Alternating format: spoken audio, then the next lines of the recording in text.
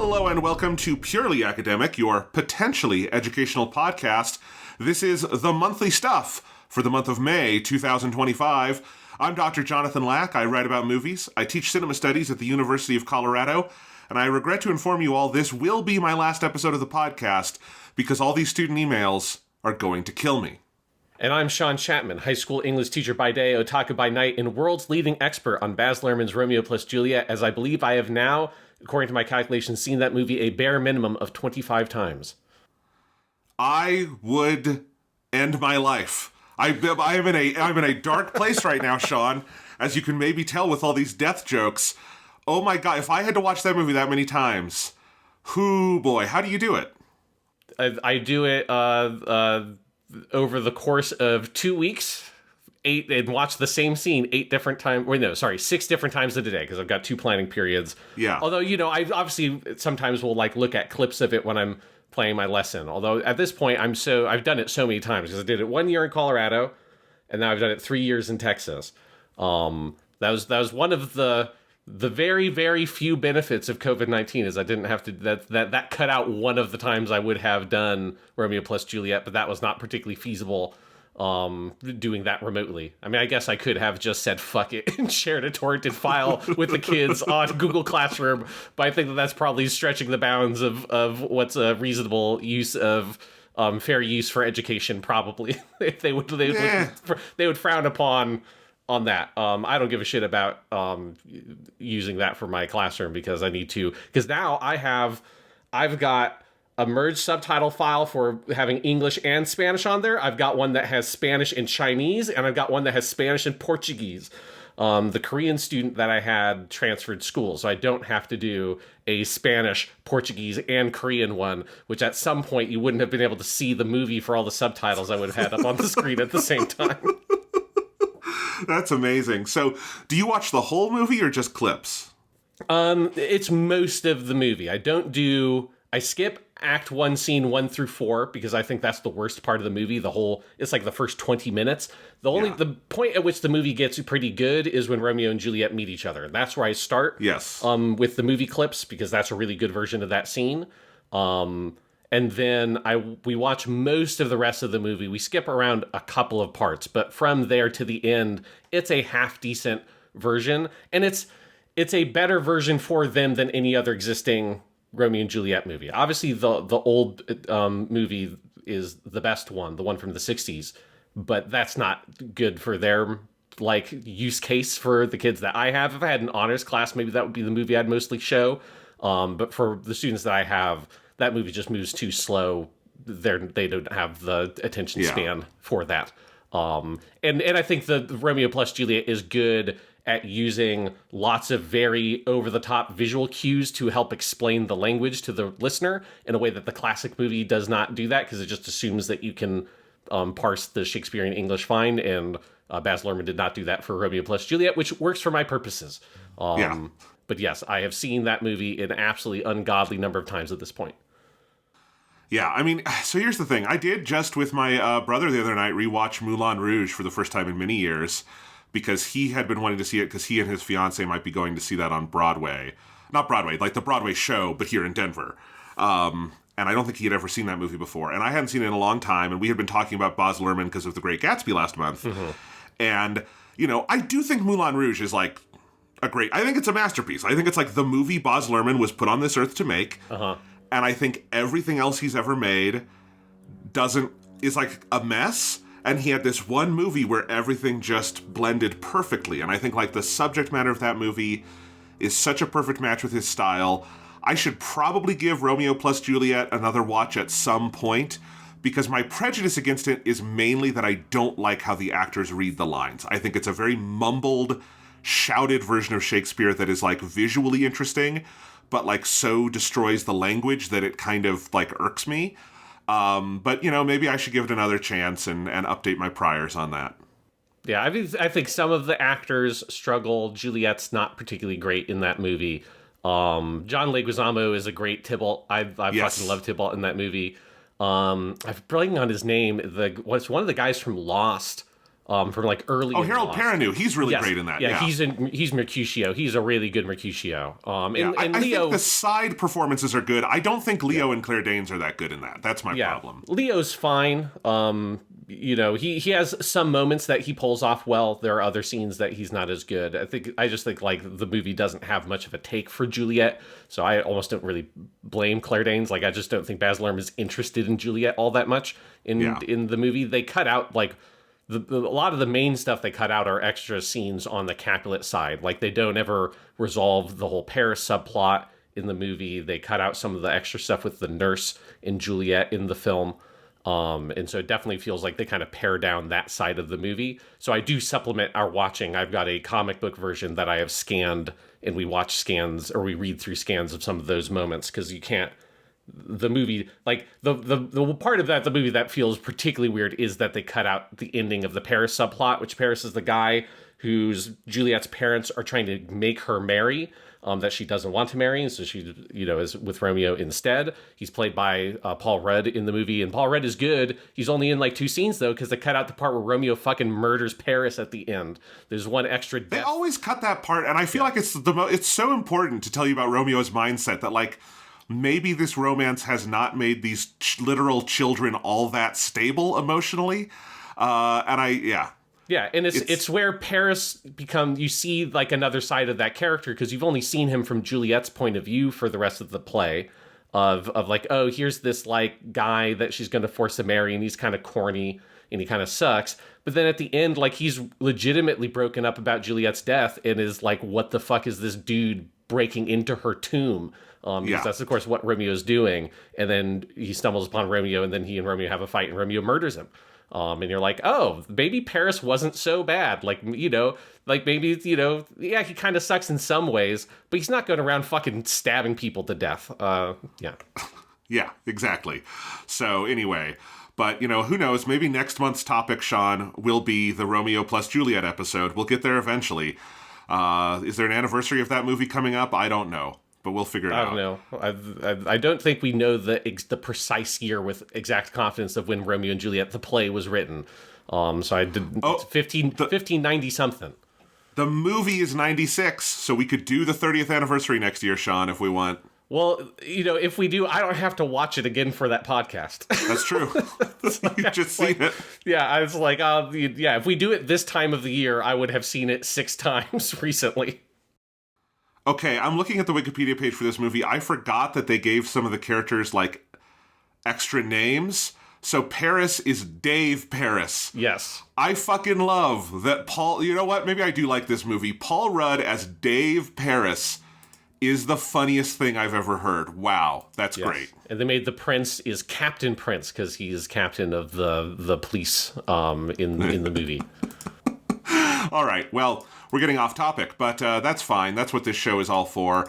And speaking of topics, we are going to have a new revised format for Purely Academic going forward. You may have noticed last month we experimented with, like, taking the insane mountain of content we had recorded for that month and breaking it up into sort of weekly episodes that aired over, I think, 3 or 4 weeks in April. And I liked that more than just all at once, but it still didn't feel quite right. So what we have decided is Purely Academic, all the same content that you've been getting, but we're going to release it bi-monthly, so 2 episodes a month. So hopefully roughly every 2 weeks, 1 episode, which is the one you're listening to right now, we are calling The Monthly Stuff, based on one of the original incarnations of this podcast. Yep.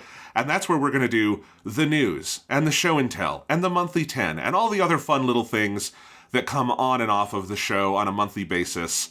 And then in 2 weeks, you're going to hear our topic episode, which is still what we had planned for May, which is a big Doom retrospective on the classic Doom video games from id, the 90s PC games. And that'll be our topic for this month, and you will hear that as just its own separate episode in 2 weeks. And I think that is basically how we're going to structure it going forward. I think that makes the show more listenable. It means it's coming out more consistently for you guys. And I don't have to produce one fucking 7-hour file that I then break into 5 different whatevers. It'll keep my sanity. And that's good, because my sanity, as you heard from the beginning of this episode, it's hanging by a thread. The student emails are fraying at my mind. Yeah. When is your final exams for college? Tuesday, this coming week, I'm giving my final. And actually, Sean, the listeners don't know this, but we're recording a little later in the day than we usually do because I woke up to an email from the Student Testing Center reminding me that I have a student with a disability who is taking the test there, and so they need the final exam early, and I had not put the finishing touches on it. So I was furiously typing out all the final bits of the final exam so I could send that off to them. So yeah, I'm right in the middle of that. Yes, that's very exciting. My final exams are 2.5 weeks from now, so we're still trucking along because we have not gotten to the end of Romeo plus Juliet. We're about to get to the end of it, and then do a couple of days wrapping that up, and then some review. But yeah, luckily I don't have to deal with as many parent emails, particularly this year, because the majority of my students are Spanish speakers, so their parents can't email me because there's a lot of barriers in the way for that one, which is overall a negative, but it at least makes my life easier in that very narrow aspect of I don't have to deal with my emails coming in all the time at the end of the year. You do get the kids starting to bug you about being like, Mr. Chapman, what can I do to get my grade up? It's like, well, you could invent a time machine and go back to January when you decided not to ever do anything in class and show up late most of the time, and then stop doing that. And then your grade would be great. But unfortunately, you haven't turned in anything in my class since February 2nd. So there's not a whole lot you can do at this point. You have to have some of those conversations of where you have to remind them, I have warned you every week, multiple steps on this path until we have gotten to this point, and I have told you when the points of no return would be. All those points of no return have passed multiple times, and it's just realistically speaking, you're not going to pass this semester. It's just you're at the point where there are students that are in that boat. I don't have as many that are like that this year as I had last year, partially because the grading for that ESL class is very different, but that is instead of doing the parent emails, it's a lot of those kinds of conversations I'm having. Yeah, I am in a similar boat where I had to send a bunch of the "you have failed this class" emails before the final, because I'm like, you didn't, because I have an attendance threshold of if you miss this many classes, you fail the class. Mm-hmm. And it's a high attendance. I think it's a very reasonable attendance threshold, but some people don't get it. And I've had to send those emails out. And basically the subtext being, I mean, obviously I can't stop you taking the final exam, but I'm not fucking grading it because you failed. So, anyway, had to send some of those. One of the students, my threshold, by the way, is 9. It is that it would be 3 full weeks of classes in a 15-week semester. I think that's fair, right? Yeah. You miss 3 full weeks, you're done. I did have to send one to a student who's missed 23 classes, basically never came. And I've sent multiple emails. Normally, this kind of student would drop at some point because I don't just send these at the end of the semester. I send them, at checkpoints throughout. But man, attendance has been the bane of my existence this semester. I'm brainstorming all sorts of ways to get it better next semester. I had forgotten because at the University of Iowa, we really didn't have big attendance problems. There were some problem students, but there was a culture of going to class. And CU Boulder does not have that culture. There's I've been shocked at, and I've talked to other people, and I guess I remember this as a student a little bit, mm-hmm. but other teachers have been having to remind me of this. There's just, you can kind of put all the carrots and sticks you want. There's some people who it will never get through their head that they actually have to go to class if they want the grade. And maybe they don't want the grade. Maybe they're there to smoke pot and hang out, and fine. But I don't have to give you a grade. Yes, they're just biding their time till 420. 420 has passed. Now they hibernate until 420 comes around again. Attendance did drop off precipitously in the last 3 weeks, and people say that's because of finals. Maybe it's because we hit 420, and that was it. That's what people were there for. Yeah, they had their peak moment. They came out of their cave, they got fucking crazy high, and then now they put on a bunch of fat and have to go back in, and just live off of that for a year until 420 comes around again. I was walking home from one of my screenings the other night. This would be after 420. This would be May 1st. And I have a late night screen at 7 p.m. So I got out at 9:30. It was pouring rain. I'm walking back to my car. And I was walking under this little underpass by one of the academic buildings, and I smell this overwhelming smell of weed, which I smell a lot at Boulder, but usually when I'm walking past the dorms, not when I'm walking past the academic buildings.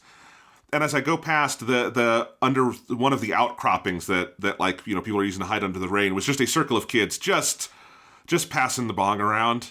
just outside in the rain. And I'm just like, I'm glad you feel liberated to do that. This is funny.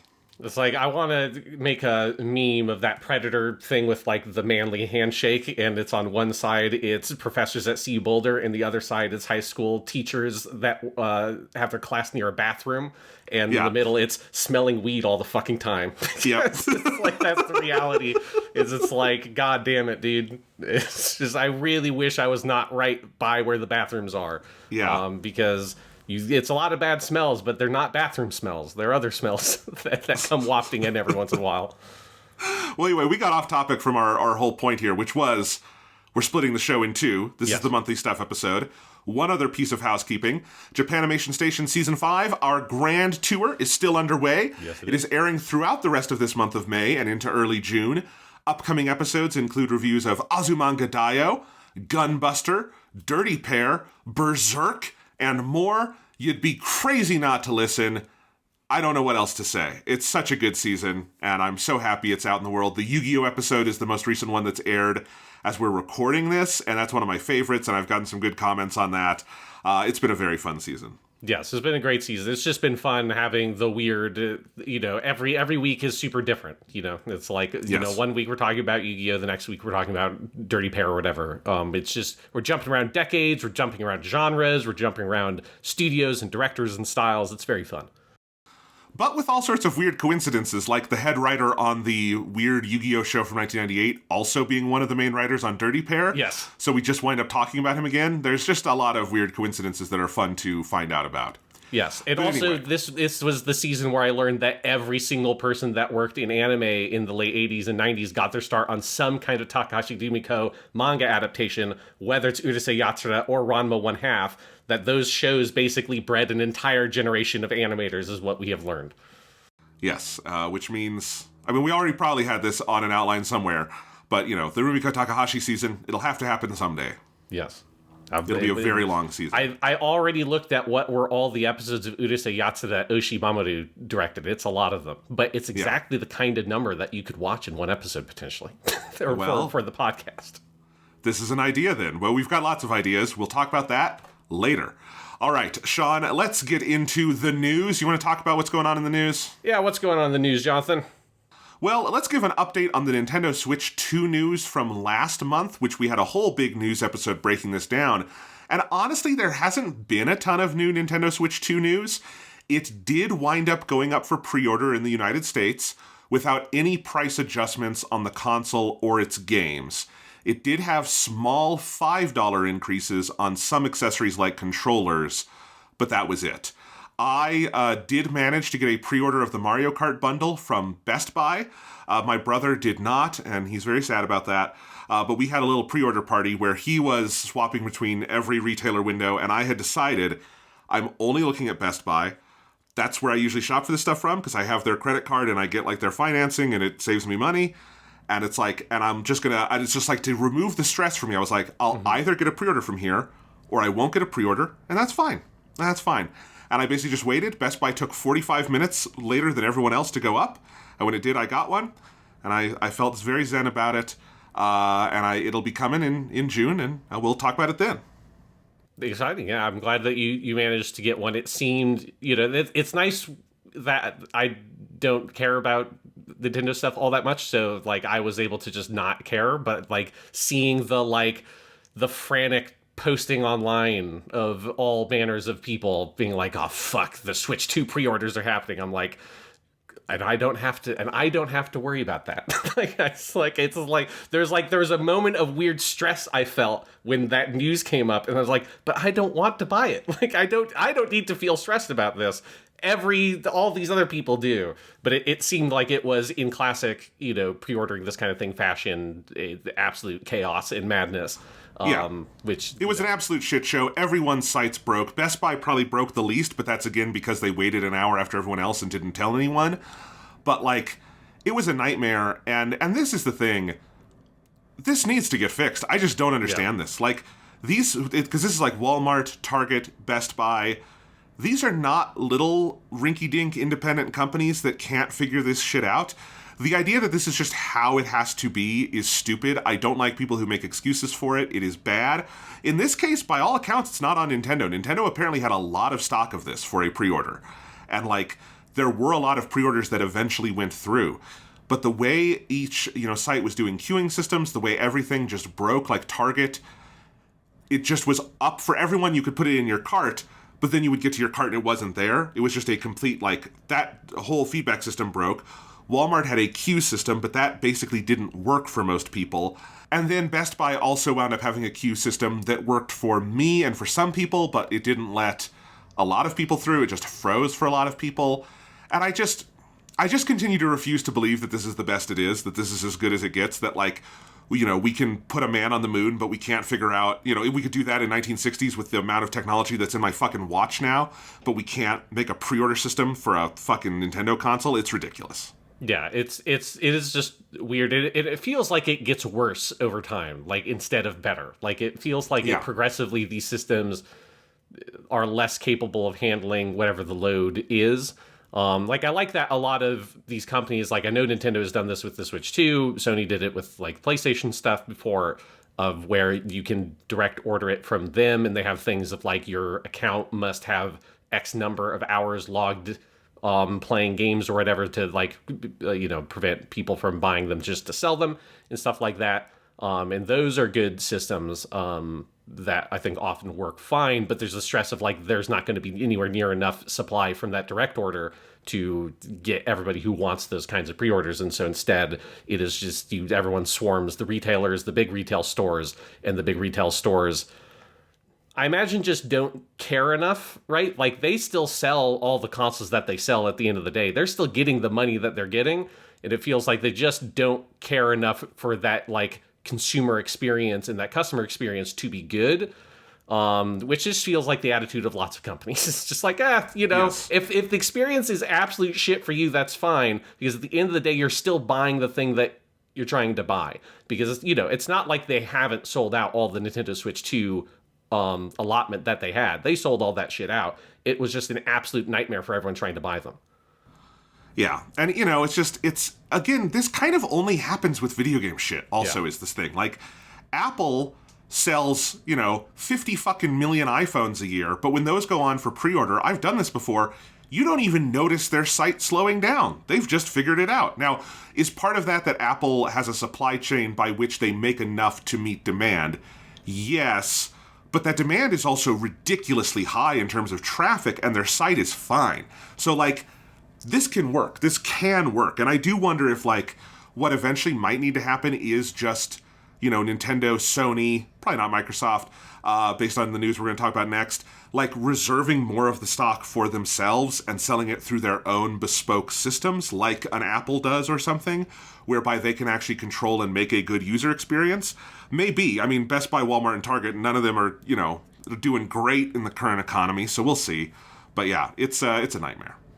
Yes, absolute nightmare. But yeah, it's been interesting to me that it also, on the other side, there has not been other interesting Switch 2 news. It's been fairly quiet, and so you have had every sort of gaming outlet, or not really outlets, we'll talk about that as well, but as gaming personalities and people online and stuff that comment on this. If you follow any of those people, everyone's having to just sort of zoom as far in as possible on whatever scant handful of footage to be does Street Fighter 6 have the muscle deformation technology on the next gen version or not? Let's it just feels because I've been curious about it, because I like following the video game news stuff, even if I'm not personally interested in getting a Nintendo Switch 2.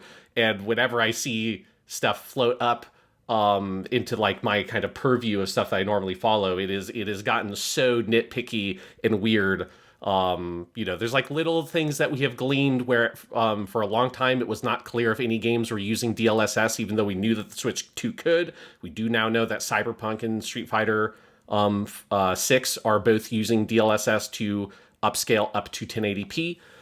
So it's there's little things like that, but it's been weird that it feels like Nintendo and a lot of those companies have not been sort of really upfront with a lot of that sort of technical information, and instead it's a lot of people going to these hands-on events and trying to get as much footage as possible and just milk whatever footage they can get for like the month and a half it's been since the console was announced. It's just been a little bit weird how scant it feels like the news cycle has been since the Nintendo Switch 2 was announced. Yeah, but like, everything has sold out. It's coming very soon. Like, this is a pretty quick turnaround from launch and system announcement to launch. Like, this is May 4th when we're recording this. It's coming June 5th. So, like, yeah, I just think Nintendo probably feels like they don't... Because Nintendo, even though they're doing more of, like, the, showing off the technical qualities of it, I don't think Nintendo is ever going to be the kind of company that does, like, a, Mark Cerny-style talk about the internals of the machine and everything. So, yeah, and we've gotten some good behind the scenes. Digital Foundry got hands-on and did some really good reporting. So if you are interested in the, like, nitpicking side of it, that's an actual informed place to go for it. Yeah.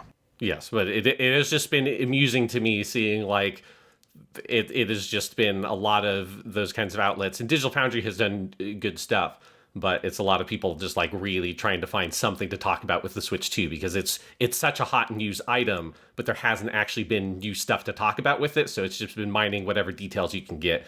And that has been just, like, an interesting thing to see from the outside. One other thing I wanted to mention here, this hasn't, like, made a lot of news, but it is significant if you have a Switch 1.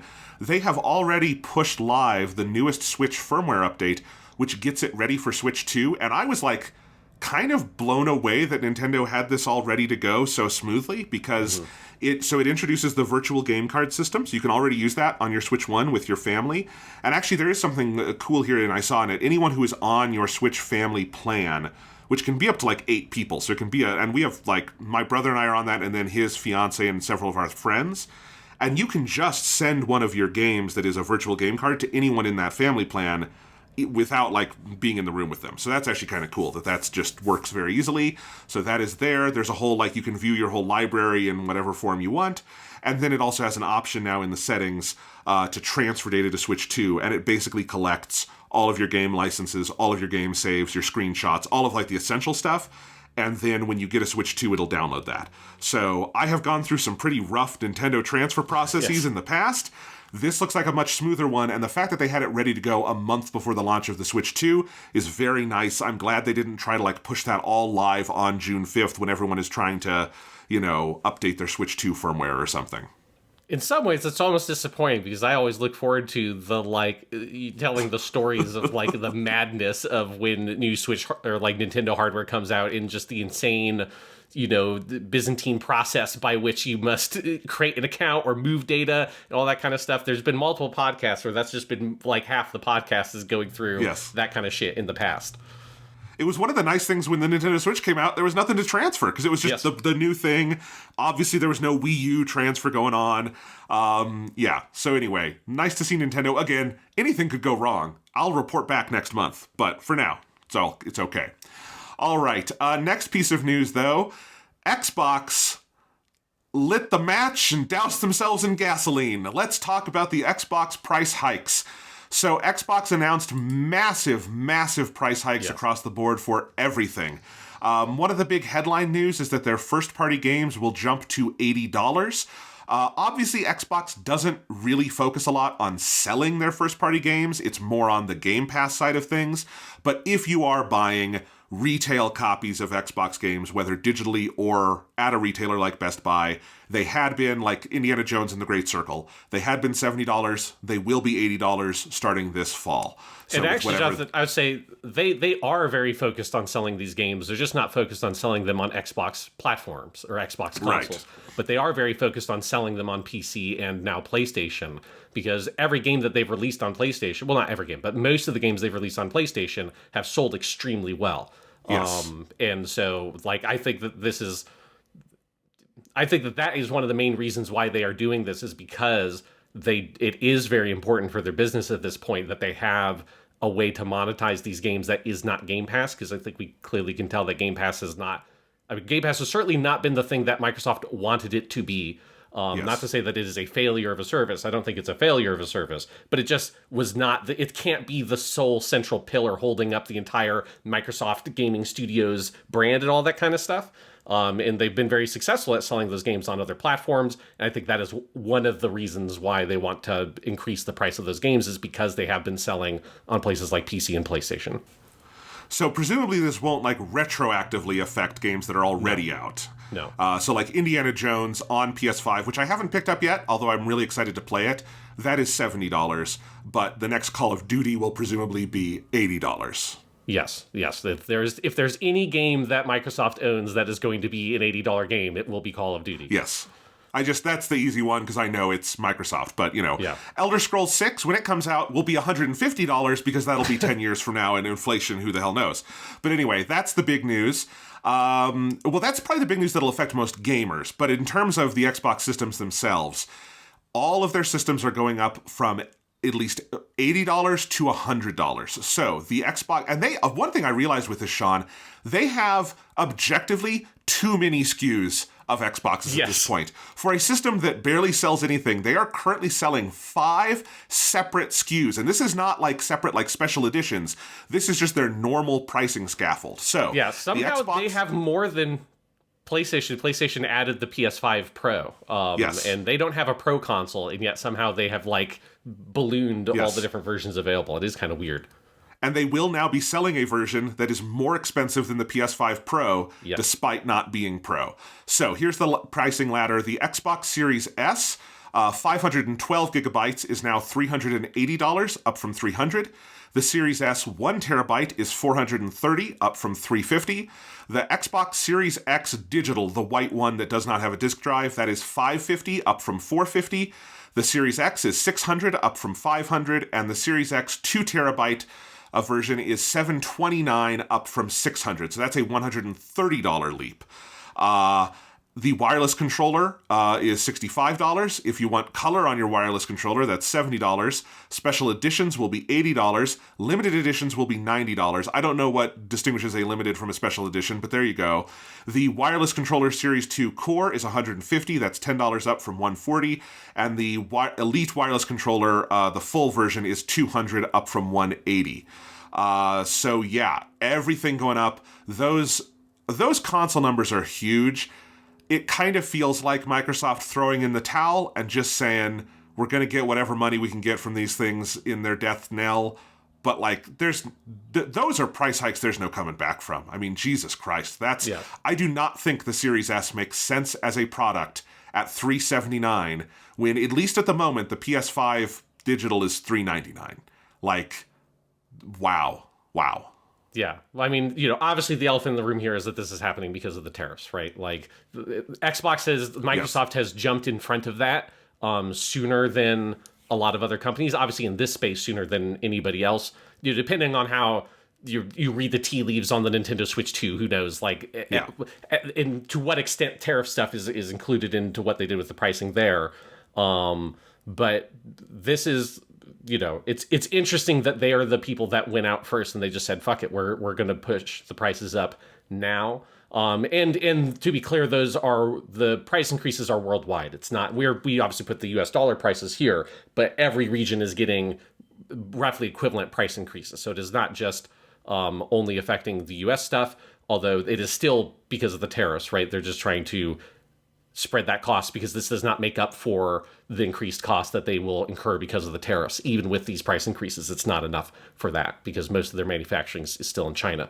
But yeah, and I should have said, I'm sorry if I didn't make the tariff thing clear enough. I do think like the way they did it and the bluntness and that they came out early does feel to me to some degree like Xbox kind of admitting that part of their business is just going to have to take a back seat. But like, it is obviously motivated by the tariffs more than anything else. I want to be fair to Microsoft here. Not that you need to be fair to Microsoft, but whatever. Yeah. Though I suspect the $80 thing for the games would have happened. I don't know if they would have happened this soon, but I think as soon as Nintendo goes, well, we can sell Mario Kart World for $80. There is no world in which Microsoft that sells Call of Duty, the best-selling video game every single year, that is not a year when Grand Theft Auto comes out. So it will be the best-selling game this year. There's no way they look at that and go, oh, well, we'll leave this at 70 if they're going to say Mario Kart is 80. No, they're going to say, like, fuck that. Like, we'll do at least $80. So, like, I think that happened sooner than it would have because of the tariffs. Like, it's kind of wild that they just jumped on it immediately. Where I would expect most other video game companies are eventually going to follow this. It's just, as you said before, it's the bluntness and it's the suddenness and this directness with which Microsoft's just like, no, everything's going up. A lot of it's going up by a really huge chunk. And they obviously, are not themselves contextualizing it as the result of the tariffs. Though I wish that these companies would just come out and say that, because it is obviously what is happening here. But it is wild. Like, it is just wild seeing those prices, to see the Xbox Series X 2 terabyte version, which, they just started releasing that is more expensive than a PS5 Pro is currently, presumably. To be fair to Xbox, that does include a disk drive, and the PS5 Pro default does not. It would cost more for a PS5 Pro with a disk drive, although you would be getting a lot more computing power within that. Just to be completely fair it's not quite apples to apples. Yes, although it is, the PS5 Pro does have 2 terabytes, so it is the same quantity of memory. But that is that $730 for a 2 terabyte Xbox Series X is a pretty eye-watering price, right? That's like, it makes you want to go back to E3 2006 with Sony saying the PS3, the original version of the PS3, the most expensive version of that was $600, and that was the height of folly at the time, and that seems quaint. Because a regular Xbox Series X is $600. It is the special 2 terabyte version that is $130 more than that, which is pretty fucking wild. And even if it is because of the tariffs, it's hard to imagine someone buying these. I just don't, especially when all the games that would be on this platform are available elsewhere. That if you want to play Call of Duty, if you want to play Indiana Jones, if you want to play the next Elder Scrolls, whatever, you don't need to get an Xbox to play those things. And when the Xbox Series S currently, when none of the other platforms have increased their pricing, again, I assume Sony eventually will do the same thing. How far they will, when they will do it, who knows? But currently, there's just no way you would recommend someone buy an Xbox Series S at that price. It just is kind of crazy. Right. Again, yeah. And even if Sony does go up a bit, we'll see. Sony also is just going to have to approach this differently because they're still competitive, right? Yes. They are still selling PS5s. They are going to be in some kind of competition with the Switch 2, and they're going to have to think about that. So, I don't know if they'll be able to get away with a pure rip off the Band-Aid, here's $100 price boost, without some kind of scaffolding or other things. Sony has also built in some things over the last few years to protect against this kind of stuff, like having the PS5 Slim with the detachable drive so that they can do these modular sales. The PS5 Pro clearly built in some expectations of rising prices into its high price. Obviously nobody at that time knew how bad we were going to be. Well, not nobody. A lot of us were telling you, but, fuck it. It wasn't clear he was going to win. He could have not, and then we all did the wrong thing. Not all of us, but enough of us. Yeah. Anyway, it's nuts. It's just, I do think there's a context here of Xbox. They know that these systems is not the most important part of their business anymore or going forward. It is on games, services, that kind of stuff. And so I think their, view probably is, if people still want to buy an Xbox, that's great, but we need to subsidize as little of that as possible. Yeah, they do not want to lose a shit ton of money on every Xbox sold, because that just makes absolutely no fucking sense for their business, especially when I have to imagine they're looking at all the money they get from Call of Duty on PlayStation and all this kind of stuff. And you're like, what's the fucking point? What's the point when Game Pass isn't growing? It's what's the point of selling all these fucking consoles?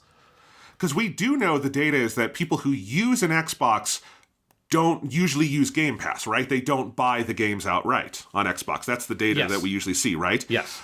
Which means that the dollars coming from non-Xbox gamers are more valuable to them now. Yes. Because Indiana Jones and the Great Circle is just going to make them more money on PlayStation 5 and on PC than it would from an Xbox gamer on Xbox.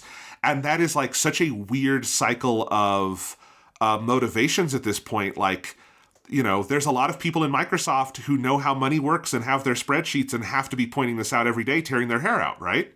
Yeah, it's pretty wild, because the other thing is like this just like is confluent with the really complicated shit that's been happening with pricing in the technology sector anyways, right? So like we've already, regardless of this current round of tariffs that are just insane, you know, make no sense, are just patently fucking insane.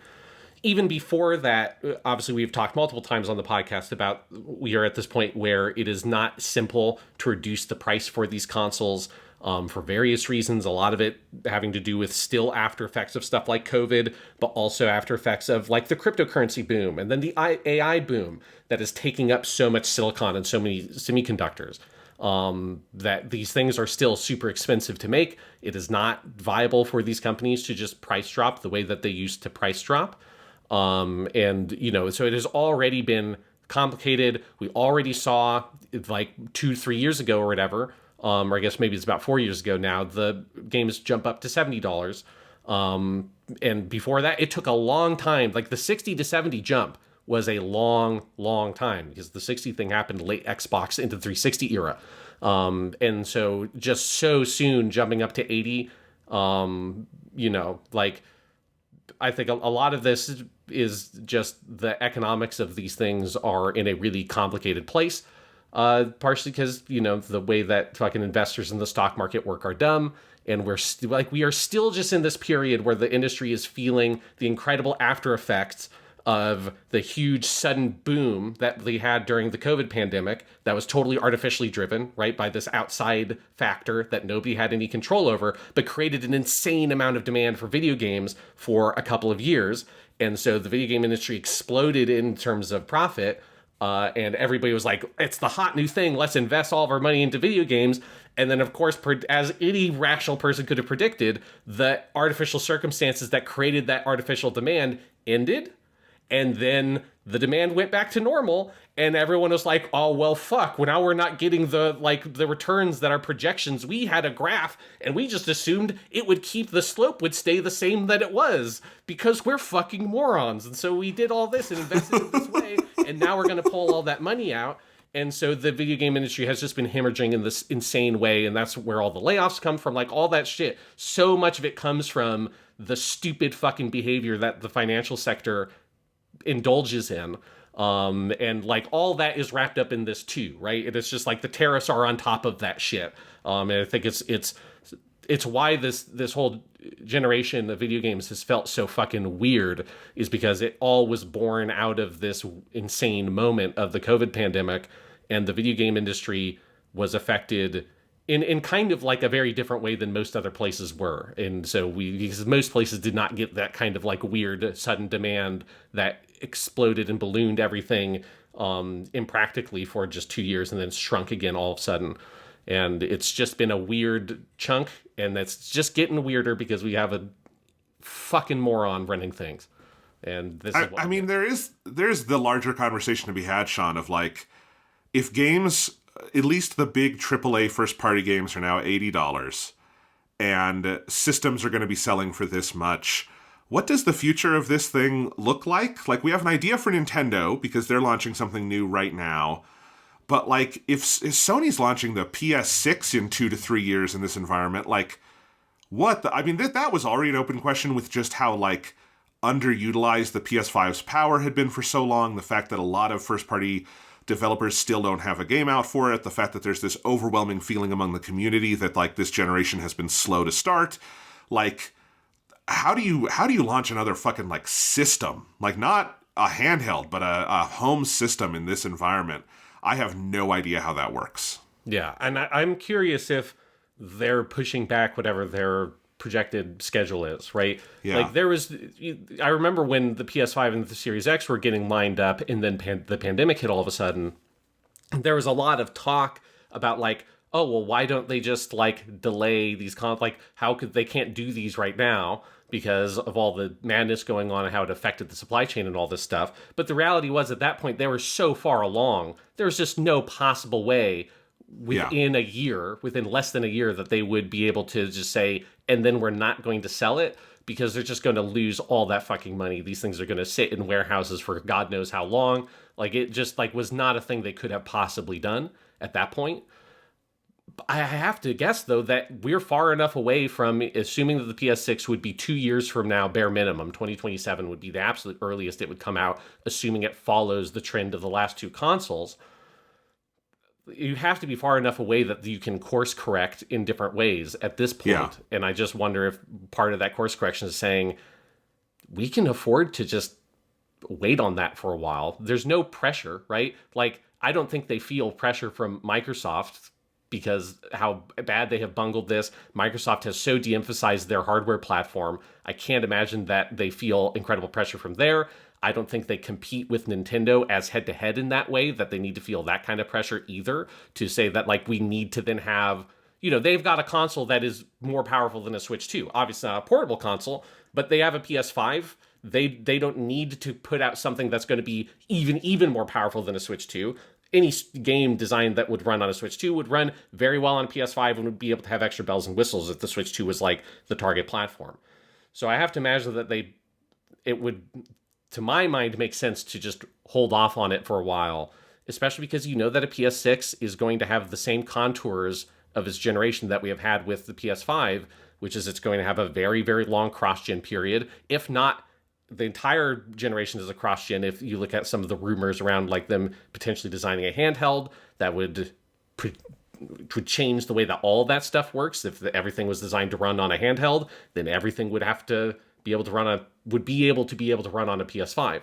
So it is definitely like a weird place, and I'm very curious what is going on internally at Sony thinking forward to their next generation plans, because I have to imagine there are a lot of very stressful meetings happening with people being like, yes, look at this shit. Look at what the fuck is happening, because we have not in America actually really seen the effect of these tariffs yet. Like we're getting to the point that it's going to start hitting where like shit is not going to be on store shelves because it just didn't get shipped over here because it did not make sense to ship them over here. Like we have not yet seen like large swaths of small American businesses go out of business, which we are going to see because they cannot afford to operate with these kinds of tariffs, because they cannot sell products in America for a profit, and either they'll go out of business or they will have to find ways to make international markets work for them. Like we have not yet seen the like devastation that these tariffs can rain down on the American economy because the effect of that kind of thing is going to be delayed. And so yeah, it's like that shit's gonna get so bad, and I am not envious of the people working at these kinds of companies. It makes me very glad that I do not work in some kind of retail industry, that I don't have to worry about selling shit. Because if you're in a position where you have to figure out how to sell a product and this shit's going on, man, I don't want to be you. I'm very glad that I'm in education. Education has its own whole pile of horse shit it has to deal with, but at least it's not this horse shit. Yes, indeed. No, I mean, I think if I were Sony, and I'm not Sony, I'm not an expert on this. It's like my thinking is that I'd probably be targeting at the earliest 2029, because that is when Trump will presumably be out of office. You know, like if I feel like probably the safest bet, and maybe this feels optimistic, is predicting a George W. Bush second term style backlash over the next 3 years, and provided we don't have a giant military crackdown or coup or something, which is a big provided for at this point, that you would have more sanity in 2029 than you will in 2027, certainly, right? Like, yes. So like maybe aim for that. And in the meantime, the PS5 does have a big install base. It is growing, not as much as maybe they would want, and it'll slow if prices go up, but it is. And then, they do still have a lot of developers who haven't gotten their PS5 games out yet. You're only getting Sucker Punch this year with Ghost of Yotei. We still haven't seen Naughty Dog on this thing, other than in remakes, obviously, and remasters. They will have big games over the next couple of years, and, individual games will be fairly isolated from this because you can sell them digitally. A $10 price bump sucks, but it is very different than a $100 price bump or something like that, or selling a new system, if I think everybody would be smart to be starting to think about how can we offer games at different prices, right? Like, can we be selling $50 games that are a little smaller? Can we be selling $70 games that are bigger? Nintendo is well prepared for this because they've always kind of had those different levels, and we're already seeing the Switch 2 is launching with a couple different levels. And Sony did it last year with Astrobot. Astrobot was like a $60 game, right? Not full 70. Yeah. Yeah, I think anything they could do to start, can we get games out quicker for cheaper? While we still sell the Naughty Dog game for 80, whatever that is, everybody I think is going to have to start thinking in that way. Yes. Yeah. It is weird times for sure. Speaking of a game that is definitely going to cost at least $80, yes. Grand Theft Auto 6 has been delayed to May 2026. It was supposed to come out this year, but the fact that we haven't seen anything from it since its initial, presentation probably told you it wasn't coming this year. Also, these things get delayed usually. I was not surprised at this. Some people seem surprised at this. I don't know why. Of course it's coming next year. They said May. I think that's hilarious that they decided to give an actual date a full year out. It will come when it comes, and that may or may not be May 2026. Yeah, I assume it will probably hit this May 2026 date. It was never going to hit its original 2025 date like this. No. Rockstar has delayed every fucking video game they have ever made. So it's in their modern life of modern day Rockstar. And that's a good thing, to be clear. That means you're doing less crunch. It means you're actually getting the game out in a playable state. Red Dead 2 and GTA 5 launched in a nice playable form that was not scandalous. It's a good thing. It's just a funny thing. Yeah. Because it's funny to me just because I never assumed it was actually coming out this year. So there was a lot of people surprised, and a lot of people, there's all this talk about and nobody's going to put their game out in the fall because that's when GTA 6 is GTA 6 is not going to fucking come out in the fall. It's fine. Because it was when Sony announced they had a big Ghost of Yotei trailer, which was very cool. I'm very excited for that game. But it's coming out October 2025, assuming it doesn't get delayed. It could be. But they said October 2025, and everyone's like, oh my God, they're going to end up going up against GTA 6. And no, they're not, because it's not actually going to come out fall 2025, as any rational person would be able to tell you. I'm very excited. I'm very curious about GTA 6. I want to play that game. But it's just, I don't think the world where it was going to come out in 2025 is a world that we have ever lived in.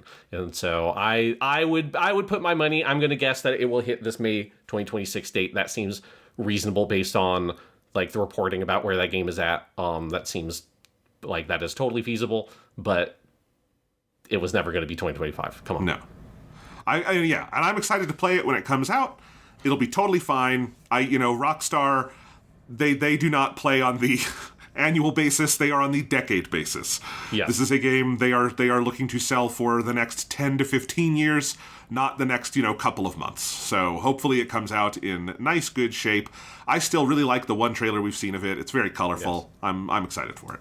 Yeah. And it's worth saying that the reporting from Windows Central that broke the story about the increased Xbox prices, part of the context of that was they did say that they had heard from insiders at Microsoft that one of the reasons for the $80 jump is because they had heard rumors that that's what Take-Two was going to do for GTA 6, and I believe that. It's I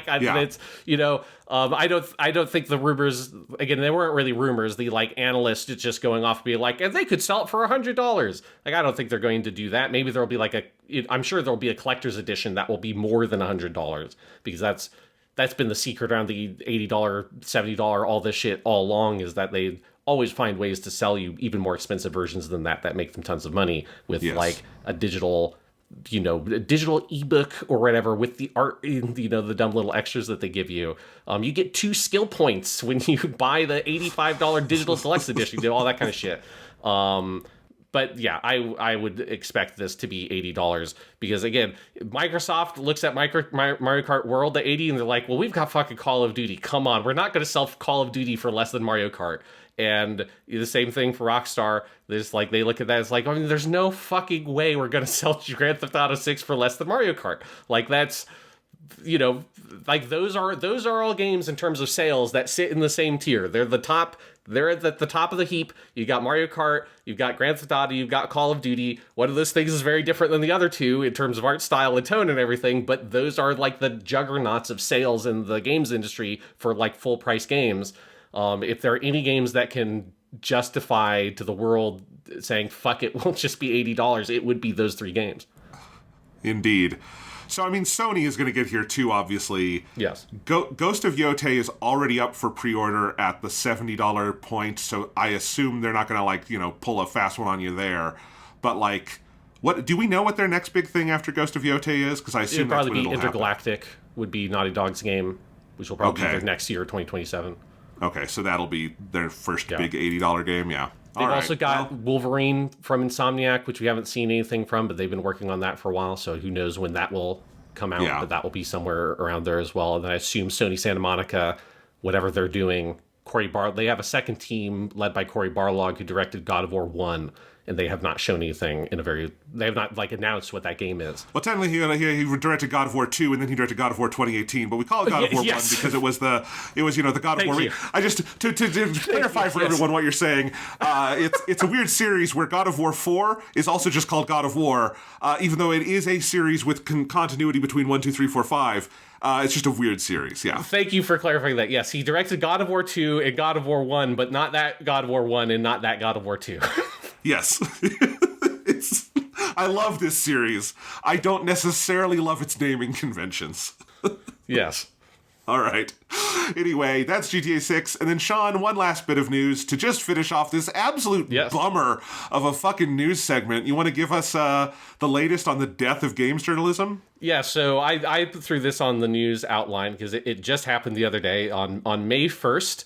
And it's just crazy that both of these things happened on the exact same day. On May 1st, Polygon, one of the last standing major publications in the video games journalism and criticism sector, their parent company, which was Vox Media, sold Polygon to a company called Valnet, and Valnet subsequently fired the vast majority of the people at Polygon. If you know the names of any of the people that worked at Polygon, they don't work at Polygon anymore because they were fired. Basically, all the people whose names I recognize, some of them who have been at Polygon, like Chris Plant since the very beginning, everybody's basically gone. So Polygon got sold to a bullshit company and basically sold for parts, and all the people fired. On the exact same day, Giant Bomb, a website that has been through very tough times for a very long time now, and I'll give a recap of the history of that website in a second just because it's fucking wild, looking at all this stuff. But Giant Bomb, which had been sold to the company Fandom a few years ago, Fandom, the company that makes websites that destroy any device that they run on, that's like if you go to a fandom.wikia.com for something, it will just kill your web browser because they're awful, terrible websites. They had been sold to Fandom a few years ago. Fandom then gave the team apparently an ultimatum with some brand rules saying that they basically have to be PG-13, which if you have ever been part of the Giant Bomb community, you know that does not make sense for the kind of website Giant Bomb has been, and there's no reason. It's not a website like marketed towards kids. It's like for adults interested in video games. And basically the Dan Reichert, who's been the guy who's the head of Giant Bomb for the past several years, seemingly basically just sort of like rejected that shit. And so Giant Bomb has been mostly hollowed out. Most of the people working there have either been fired explicitly like Jeff Grubb or left like Dan Reichert. I think there are still, the last time I saw anything on this, there were still some people like Jana Cho that were working there in some kind of capacity.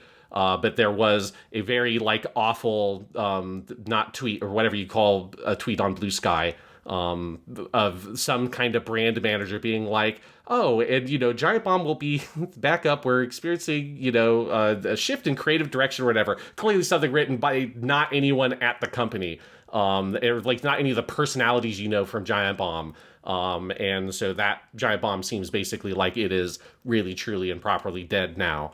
And both of those happened on May 1st. And it does feel like you now have IGN, and GameSpot, I don't think is going to be long for the world, because GameSpot is also owned by Fandom. They were part of that whole purchase with Giant Bomb as well. And I think IGN will be the last man standing in the very sad game of Russian roulette that is video game journalism these days. At least in the US, I think the outlet I probably lean on most these days is Eurogamer. Sure, yes. And they're still pretty independent and have good stuff. Now, the only downside is that if you want news on exactly like prices and stuff in the US, they are Eurogamer. That's not a problem with them. That's just what they are, right? But like, yeah, I mean, they also house Digital Foundry, so they're great. There are some outside of the US like that can work, but yeah, in terms of within the United States, like, it's IGN. And to say it's IGN is like, boy, that's scraping the bottom of the fucking barrel. I mean, I have complicated thoughts on this because I have done a lot of making fun of Polygon over the years because I think they are a very clickbaity site that had a lot of, like, dumb think pieces and weird headlines, and they could annoy me at times. But I would much rather they exist to annoy me and also do some good reporting and writing once in a while than to be bought by Valnet and fire all the people who, deserve at the very fucking minimum to have, a goddamn job. It sucks. It's terrible. And I think it speaks to the larger desolation of the entire Western games industry that, like, I'm sorry, guys, a games industry cannot survive without some kind of games press. This is ridiculous. It's just wild, because with Polygon, I think Polygon for a long time was in the same place that Kotaku had been for years. Kotaku, another website, bought and sold multiple times, that has been hollowed out for parts and is basically nothing now. But, Polygon definitely had lots of really dumb, super clickbaity articles, but they did have a crew of really talented, sort of the core reporters that if you followed their stuff, like, they had a really great crew of people that were like the main crew of Polygon that were putting out really good material, both their video team and their articles and stuff. And then that was supported by a lot of guides and, clickbaity Marvel movie articles and stuff like that. That's absolutely there and could be very annoying. But Polygon was one of the biggest ones. Polygon was a huge success story because it was, if you're old like us, it feels kind of like Polygon still feels like it's a new website because it was one of the new ones in that generation of like the mid to late 2000s, partially spurred on by like Giant Bomb that created kind of a new breed of sort of video game website. And Polygon was one of those. And Polygon was a huge success.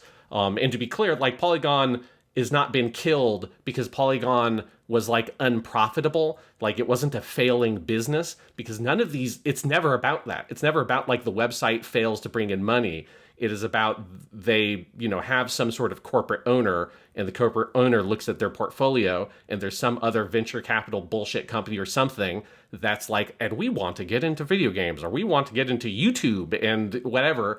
And they go look out and see what they can buy and they buy some shit up and they don't understand how any of this stuff works. They don't understand how those businesses work. They don't know how to support them.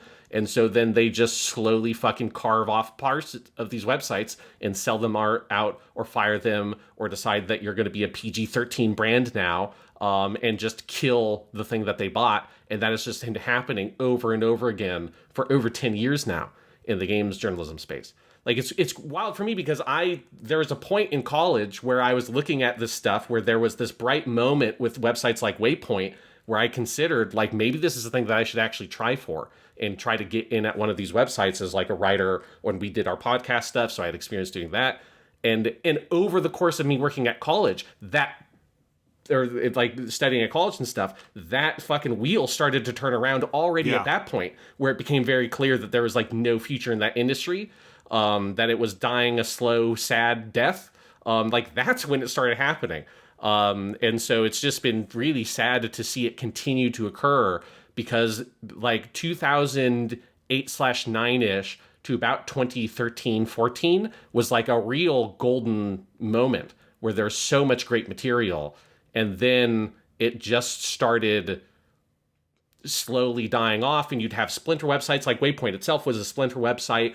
And that would be good for like a year and then would fucking crumble under corporate pressure at Vice. And you just continue to see this happening. And now it's just like everything has splintered out into a couple of more independent, successful areas. And then a lot of Patreons, and it's like everyone has their own Patreon. Yeah. Yes. And that's like where all that stuff lives. And if you have some of those creators that you follow, like I love following all of Jess Gersman's stuff. He's the guy who originally founded Giant Bomb. I still listen to his podcast and watch some of his videos and on Patreon. But there's no way to create like a large scale community, like a sense of a whole games press, a whole like dialogue and conversation and institutional knowledge that people can be part of, that it felt like you could be part of back then. And it's just a thing that feels super alienating as a fan of video games that there is no good way to follow the video game industry anymore because it's so all that shit is so splintered off in like this weird way that there's no sense of broad community the way there was back then, where people from Polygon would be on Giant Bomb and people at Giant Bomb would go on a podcast at Kotaku, and like there was like this real sense of community built around all these people working together as like colleagues in a broader industry, and that's just fucking dead at this point. And, like, obviously this does exist in a context of all media is fragmenting and dying. You know, it is much harder to get good political news, to get good movie coverage, all of that stuff. But it is uniquely worse for video games. There is still a movie and TV press. There are still the trades, like Variety and The Hollywood Reporter. There are, like, places to, like, if you want to see, like, if a studio wants to get its news out in a press release and an interview, you know where to go for that, right? And that can still exist. Just as, like, as bad as media in the United States is right now, there are still outlets like, you know, the New York Times or something where you can go and you can trust that in the main news, people are being paid to actually produce the truth, right? Yes. Something like that. And sometimes I don't love their headlines, but you know what we mean, right? And that's just not there for video games. There just is no equivalent to the Hollywood Reporter for video games. There is no equivalent to the New York Times for video games. And it's a problem because this is the most lucrative entertainment industry in the world. And the fact that there is not a clear journalistic media outlet for mediating all of that stuff is a true damnable problem that I think this industry is gonna regret sooner rather than later. And, you know, it would behoove Sony and Microsoft and Nintendo of America to do what they could to prop up the outlets that exist. And I don't mean like financially investing. I mean like giving interviews and giving, you know, just to have a place where like, because sometimes are you going to get combative coverage? Yes, although that will keep you on your toes.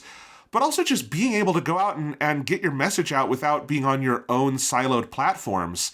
You know, it's important. It really does matter.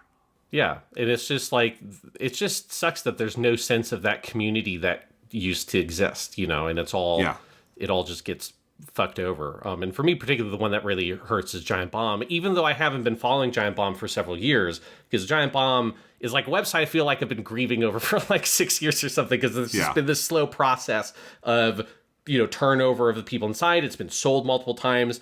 But it's like there's something weirdly fitting about this moment being, you know, more or less the death of Giant Bomb. Again, the company has not literally been shuttered, but it might as well have been based on everything we now know. But Giant Bomb itself was born out of this insane moment where there was this new administrative and executive team at GameSpot that was very short-lived because they did some very dumb stuff. One of the dumb things they did was they fired Jeff Gerstmann, who was the editor-in-chief of GameSpot and the chief of reviews at GameSpot, over giving a like mediocre score to Kane and Lynch 2, a video game that since time has forgotten. But because there were a bunch of advertisements that whatever company made Kane and Lynch, I can't even remember now what their publisher was, but they had a bunch of ads on GameSpot, and so the ad team that didn't understand how any of that kind of shit worked, that there should be a separation of the advertisement and the editorial at a publication like that, they tried to pressure Jeff Gerstmann to change the review and make a more positive review, and he said, no, fuck you, as one should in that position, and they fired him. And that's how Giant Bomb was created. Again, all those people at GameSpot were that administrative and executive level, all those people were out of that website very shortly.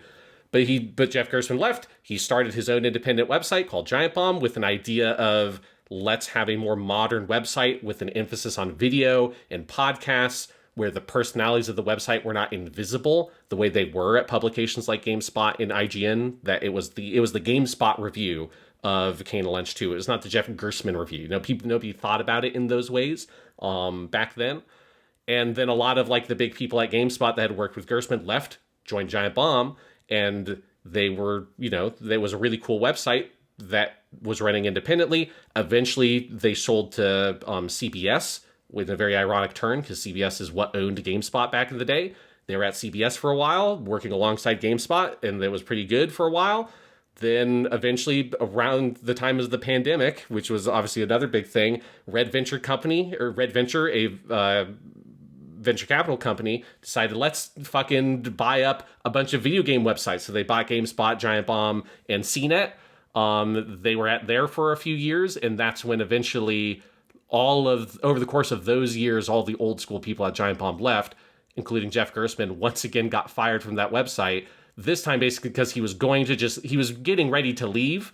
Based on the story that he's told, that he was just getting ready to finally bow out after Giant Bomb had been around for over 10 years at this point. This is the 11th year of the website. And when he basically told them, like, yeah, I'm getting ready to leave, they said, oh, well, then you can just leave right now. And they fired him, which is just fucking crazy for a dude who had been working in that industry longer than almost anybody, because he had been at GameSpot since the, like, early to mid 90s. And so then that's when Gerstmann made his Patreon. But when Jeff Gerstmann got fired from Giant Bomb, he was the last OG person at that website. Everybody else had slowly left, made their own Patreons, all that kind of stuff, because Red Venture was obviously a very shit parent company. And then shortly after firing Jeff Gerstmann, Red Venture then sold Giant Bomb to Fandom, and that is where Giant Bomb has met its end. But it's like the story of Giant Bomb, when you look at the history of that website, just feels like it is this parable for the or the synecdoche for the games press as a whole.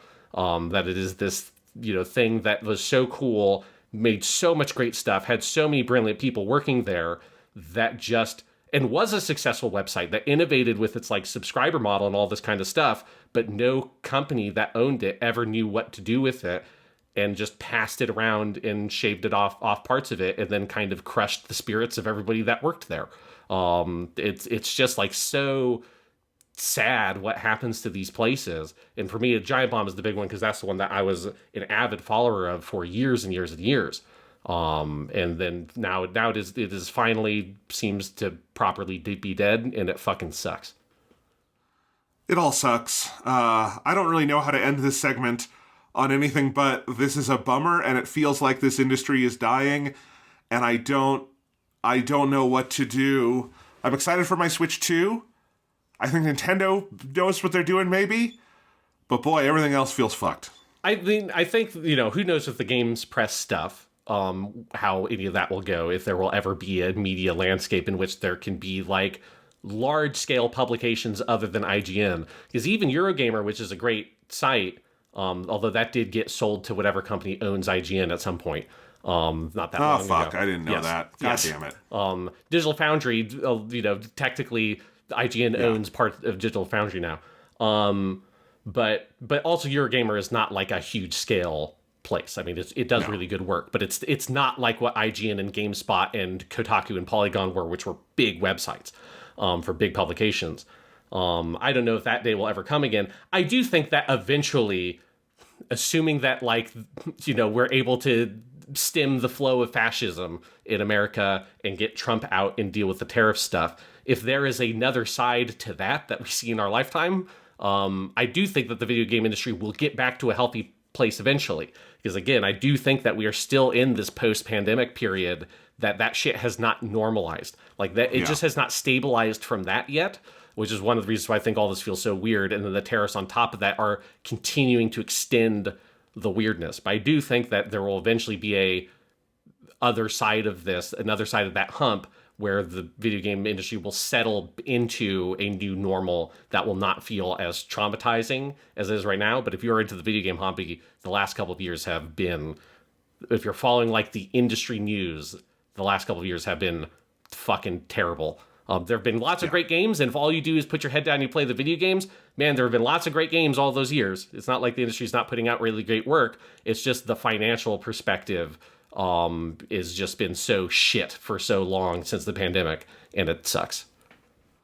Yeah, and the one thing that's come out of all this atomization, and this has also happened in political media, is that you do have a lot of independent, people and outlets like your Jeff Gerstmanns, or, all of the people who are at Waypoint went and started their own things. Yes. And they do have followings. They are making livings. They're still getting scoops in some cases and doing good work, and that's great to see. And I get a lot of my political news now from those kinds of places, like places that are smaller, independent, not corporate owned, that are not, subject to those whims. They're not going to get sold, that kind of thing.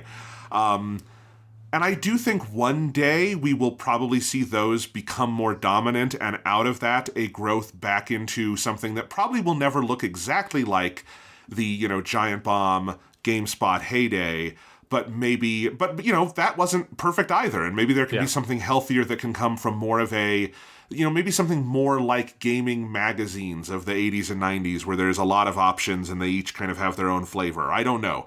But I think that is probably, if you want the optimistic scenario, where we're going. So if there's people you like, throw them some money. Yes. And if those people are Jonathan Lack and Sean Chapman, we'll take it. We don't really have anything to sell you right now, but, But hey, if you want to, just, get in touch somehow and you just want to, just a little under the table deal, just give me a little something. I ain't going to say no.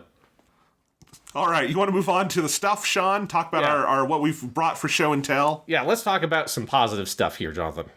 Yeah, just stuff I had one thing I want to start with that I didn't really like, so... okay, let's continue let's stay under the dark clouds for just a moment before the bright sun breaks its way through, Jonathan. What's the negative thing that you brought for today's show and tell? I saw the new Marvel movie, and that's always a mistake at this point. But I went to see Thunderbolts, which is the new Marvel movie that's in theaters now. It's their version of Suicide Squad. Transparently, that's what it is. But I saw it. It's getting much better reviews than most of their recent stuff. And you've got some people being like, oh, Marvel's back, baby. And the thing is, this movie is interesting to me because it does have some things it does very well. And notably better than other recent Marvel stuff. I think it's better directed than a lot of their recent material. It looks like it was mostly shot on actual sets. You don't have a lot of bad green screen or volume work. I think the cinematography is good. I think the music is really good, unusually good for a Marvel movie. It's got some great performances, although that's never really been Marvel's problem. But it does have, it's got Florence Pugh. It's got David Harbour. It's got Lewis Pullman doing a really good job as this character named Bob. So I like all of that, but I also think if this is the movie that gets you being finally another good Marvel movie, it sounds like you are in an abusive relationship and they finally decided to leave you alone for the night. It's such a ridiculously low bar, and I still think this movie is pretty broken in a lot of important ways. The number one thing being, I teach intro to film, I teach the basics of 3-act structure. And I really think Marvel needs to go back and take one of my classes or from somebody else who teaches this, because Thunderbolts has, I shit you not, a 70-minute first act. Oh my God. It is a 2-hour movie. The second act is 11 minutes long. I timed all this while I was watching it because at a certain point I realized, man, nothing has happened in this movie yet. How long have I been watching it? It started at 3:50 p.m. Oh, it's 4:40 and they're still not out of this fucking vault, because the first hour of Thunderbolts is some of the characters, not all of them, are in a vault together and they're trying to get out. And it takes, I'm not shitting you, Sean, 45 minutes for them to get out of that fucking vault. And then after that, they get out of that fucking vault. That's still just the beginning of the first act, because then you have to actually get the whole team together and you have to get them to the point where they have decided to go do something, move from reactive to proactive. And that happens the moment where Bucky gets in there, Sebastian Stan, and is we're going to go do this. And everyone's okay, we'll go do that. That is the 70-minute mark of the movie. That should be the 35-minute mark of the movie. It is over double as long as it should be for getting to the point where the characters decide to do things and not just react to things, which is how I think you would broadly describe the Act 1 to Act 2 shift. And then the Act 2 to Act 3 shift is hilariously short because they go try the thing, they fail, and now we're in Act 3. And I'm not kidding, it is 11 minutes from let's try the thing to, oh no, we failed at the thing, now we're in the third act. Once you get to the third act, I think it's one of the best third acts Marvel has ever had. It's a really cool, imaginative spin on the Marvel climax where instead of a glowing doodad on the roof, it becomes this very internalized thing where the characters are sort of fighting their own pain and pathologies. But it's a thing that I enjoy more theoretically than anything else, because the work to get there just was not done. So there's a cap on how much I can enjoy that third act. And it is also the problem with this movie is it's not trying anything new. It is Suicide Squad. It is Guardians of the Galaxy. It's the kind of thing James Gunn does really, really well. All the Guardians movies do this, where you have the plucky group of ne'er-do-wells who come together and learn to fight for something greater. And the movie called The Suicide Squad, not Suicide Squad, but the James Gunn one also does this phenomenally well. And Thunderbolts, it's better than the 2016 Suicide Squad, but that might be the worst movie I've ever paid money to see. So that is not a high bar to clear. And it like falls so under the James Gunn bar of like actually feeling like this movie understands structure and it understands character and it's really inventive and creative. It's just at its best competent. And for a lot of it, the structure is so broken that I would not call it competent. And I just, between everything Marvel has done in recent years, and you look at it, and I just really do wonder if the feedback system at that company is so broken that like it is so singularly driven through Kevin Feige, and there's just nobody else looking at this stuff. There is no system by which like argument can happen and good art can come out of it, that I don't know if they like we're going to see with Fantastic Four, because that is the test, and I do continue to think the marketing for that movie looks great. But like if Fantastic Four has a 70-minute first act, I'm going to be fucking pissed. And it's like that's where we're going to find out if they can still make something good, because like Thunderbolts should be honestly, with what it is, it shouldn't be that hard. They've made this kind of movie several times before. It's a team-up movie. It's the ne'er-do-wells learn to work together movie. You should not have to reinvent the wheel for this kind of thing, and the fact that they can't do it kind of blows my mind. And the fact that a lot of critics and people are giving them a pass because it's like water in the desert, that it's not a complete disaster, just is depressing. Yeah. I've obviously not seen this. I have not been particularly interested in Thunderbolts. And I was kind of raised my eyebrow a bit at the reviews being so good, broadly speaking. Just because I had no expectations for the movie. I mean, they weren't good in a way that made me want to desperately go see it. But yeah, that first act thing kind of doesn't surprise me, just in the sense is that it feels like it's part of the problem we have with a lot of this kind of media. You know, in the TV space, it's made this reference on a podcast recently, but the Surf Dracula thing of like it takes you so long to get to the premise. For people to know, the Surf Dracula was a tweet of like back in the day, if you have a TV show called Surf Dracula, every week that motherfucker would be surfing.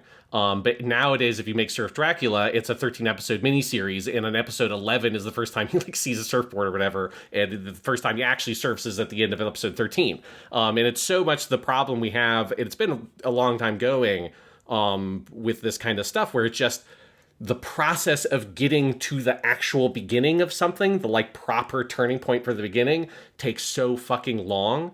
We are very, very far away from like Sam Raimi's Spider-Man 1, had, a very good first act that ends with him being Spider-Man, and then the rest of the movie he is Spider-Man.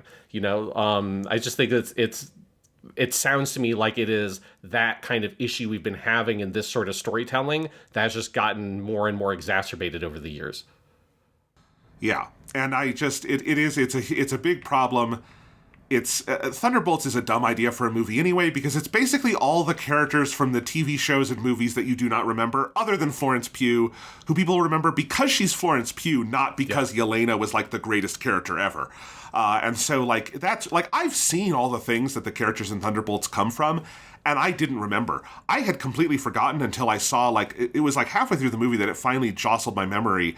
The character Ghost is in this, and she is from Ant-Man and the Wasp. Yeah. And that movie is almost 10 years old now. Like that movie is from like 2017, 2018. It's before Avengers Infinity War Endgame. Mm-hmm. And like who is that for? Who is that character in this movie for? Like, who is remembering, oh yeah, Ghost from Ant-Man and the Wasp, that's my favorite movie, and I just wanted more of Ghost. It's like, that's so bizarre. A lot of it is characters from the Black Widow movie that not a lot of people saw, and not a lot of people liked who saw it. The weirdest thing in this movie, Sean, and this is where, like, something happened in the making of this movie that broke some part of it. The fourth billed star of this movie, fourth in the credits, is Olga Kurylenko, who played Taskmaster in the Black Widow movie. Taskmaster appears in one scene in Thunderbolts, mostly in the costume, so we don't know who's under there, and she promptly gets shot in the head and dies. And there is one shot in that whole fight sequence where she takes off the mask and you see the person in there. That shot, I think, is under a second long. It is better counted in frames than it is seconds, and that is the only shot in the movie where you see Olga Kurylenko's face. although she is under so much makeup because the character is scarred that you cannot tell it is her, and then she is dead. And only after she is dead does the movie nod to the fact that this is a character that you knew from a thing before. And even then, I was after the movie finished, and I looked it up because I did not remember what this character was from or where they came from. And it was then sitting through the credits where I'm like, wait, I know who Olga Kurylenko is. She's an actress whose name I know. Who was she in this movie? Why is she fourth billed? And it's because she is in one shot of the film. Like, movies didn't used to have problems like this, Sean. This is a new thing where your fourth billed star isn't actually in the movie. What is going on over there, guys? What happened? That is very weird. Yeah. Yeah. It's the world. The world is weird. I hope Fantastic Four is good. The movie I have real hope for is Superman, but that's purely because it's James Gunn and he's an actual artist. So we shall see. Yes. Yeah. Yeah. It's funny with the Thunderbolts is like a lot of the characters are largely based in that Black Widow movie because that is the one that I didn't see that broke it for me. That obviously that was also the pandemic one, and so it was on Disney Plus, all that kind of shit. I wasn't particularly interested in it regardless. I'm not sure if I would have seen it in the movie theater had it, been a more regular time when that movie came out. You don't think, Sean, it was a good idea to make a movie about the character they very conspicuously killed and who we knew was never going to be in the movies again, that now is the time to do a prequel about her as she exited the universe? Yeah, that wasn't like a... It turns out that shortly post Endgame was just not the movie I was champing at the bit to go see. Yes. And so that was the one that I didn't watch. And so I just never felt like I needed to go see all of them anymore. And, there were Marvel movies I saw after that, like Shang-Chi and Doctor Strange 2 that I liked. But I was not compelled to be like, and now I must continue to go see every Marvel movie that comes out. And Black Widow was the one that made it feel like, oh, well, if I didn't see that, then I don't have to go see Eternals or whatever. It's like, what's the point if, I don't have to go see the ones, even the ones I'm only kind of half interested in. And so maybe that is also one of the reasons why Thunderbolts is very much on the list of like, yeah. I don't know. If there was a very particular scenario, like all the English department teachers decided, let's all go to the movie theater during like a planning day or something, and we'll go see Thunderbolts. Maybe if that like context that has never occurred, maybe it's like I've like the number of reasons to get me to go pay money in the movie theater for Thunderbolts. It's pretty hard for me to think of one. It's also like just thinking about selling this movie. I get that people like Florence Pugh. She's not like a huge movie star, though, and that character isn't like a huge part of Marvel. You do have Bucky in this movie, played by Sebastian Stan, who I do think has like the most movie star energy of anyone in that film.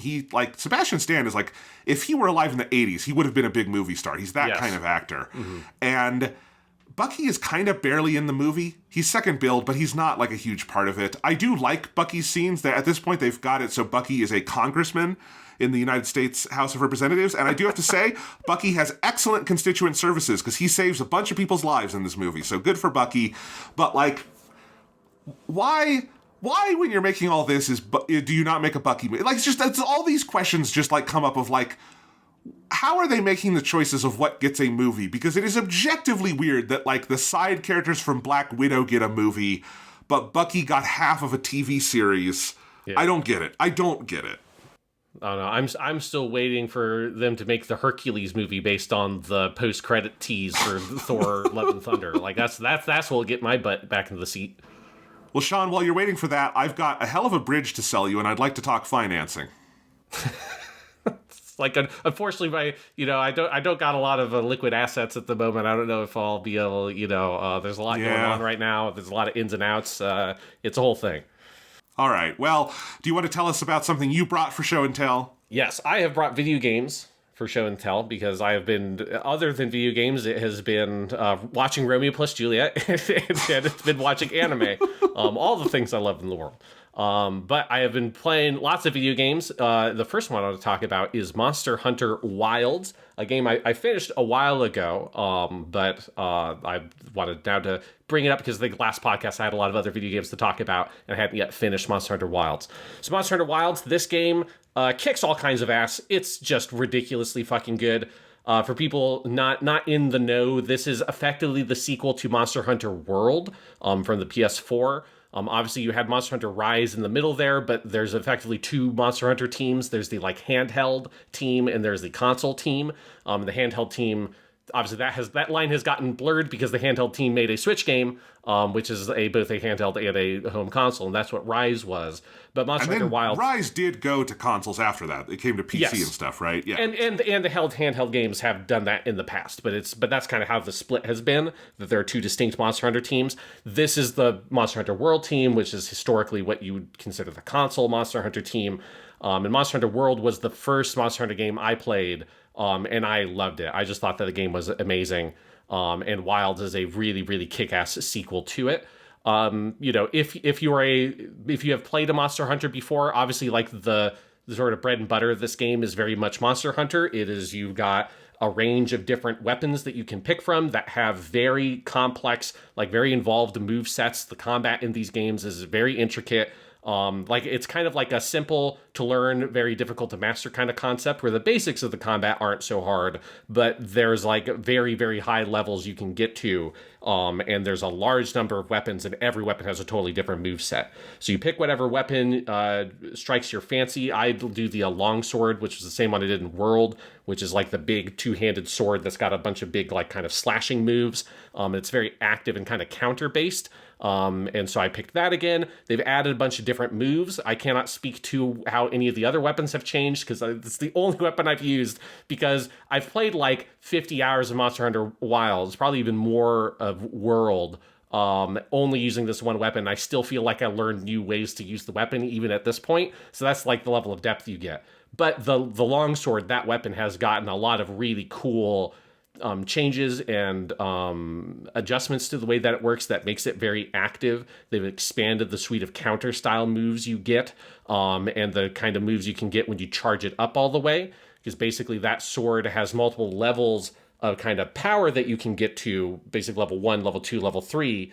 And by doing counters or a long combo called the Spirit Blade combo, you charge up a meter and then go up to that next level. And when you top it out to level 3, all of your moveset changes and becomes very powerful. So the whole game plan for that weapon is to do counters and line up this long combo attack to level up the thing up to level 3. Stay there and use all of your cool level 3 moves, and then you've got this big finisher move called the Helm Splitter, where you launch yourself into the sky, land down with this huge double-handed vertical hit, and that knocks you down a level, and then you go back through the process, and it does crazy amounts of damage. So that, like, the overall like game style of that weapon is the same, but they've just added different counter type moves you can do, and there's like way more ways to move up to those charged up levels for the sword. And that was really fun to learn and master. And it's very active. And that's the sense I've got for, even if I haven't played the other weapons, for most of the weapons, that Monster Hunter Wilds has taken the world combat, but just made it more aggressive. And it feels like there's less of you kind of waiting for things to line up for you to do a move. And it's more, almost philosophically, a bit more like Sekiro, where with Sekiro, that combat was like, even when you're not attacking, you're still doing something very active against the opponent, which is obviously the counters and all that kind of stuff, the parries, and that philosophy of combat where everything you are doing at any moment is meant to put pressure on the enemy in either in the form of direct damage or setting up something else. And that's very much where Wilds feels it's in that philosophy, that everything you're doing when you're on your game is moving your objective towards beating this monster forward in some way. So that's sort of the approach they've taken to the combat. Obviously, the other pillar of the game is that you are going out and you're hunting giant monsters. And so there's a good number of monsters in the game. There's some new ones. There are some returning ones from World as well. They've also added a couple of monsters since the game came out for free. I think it's called the Mizususume or something like that. There's a big like water one that shoots bubbles that is very cool. It's like this kind of water dragon looking thing. But the monsters are the star of the show. The monsters are incredible. They are these gigantic beasts that have, just the best animation work you have ever seen in a video game. Like that is, if there's one like medal that the people that work at Monster Hunter should win, it is for like the best animation ever, because the level of detail that goes into these giant creatures and their behaviors is so intricate and so involved. And it's really essential for the gameplay because so much of the gameplay is trying to read what the monsters are doing. You know, like these are long fights that take 15 to 30 minutes, 30 minutes if you're like having a real hard time with it.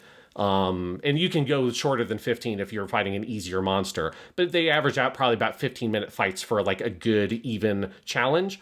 But there's no health bar or anything like that. It's not like a Dark Souls boss fight. And so you have to gauge like how much damage have I done to this monster based on the way that it's behaving and it animates, and like does it look wounded, has it been kind of backed into a corner and it's doing kind of like its last kind of gasps of like a big move and stuff like that.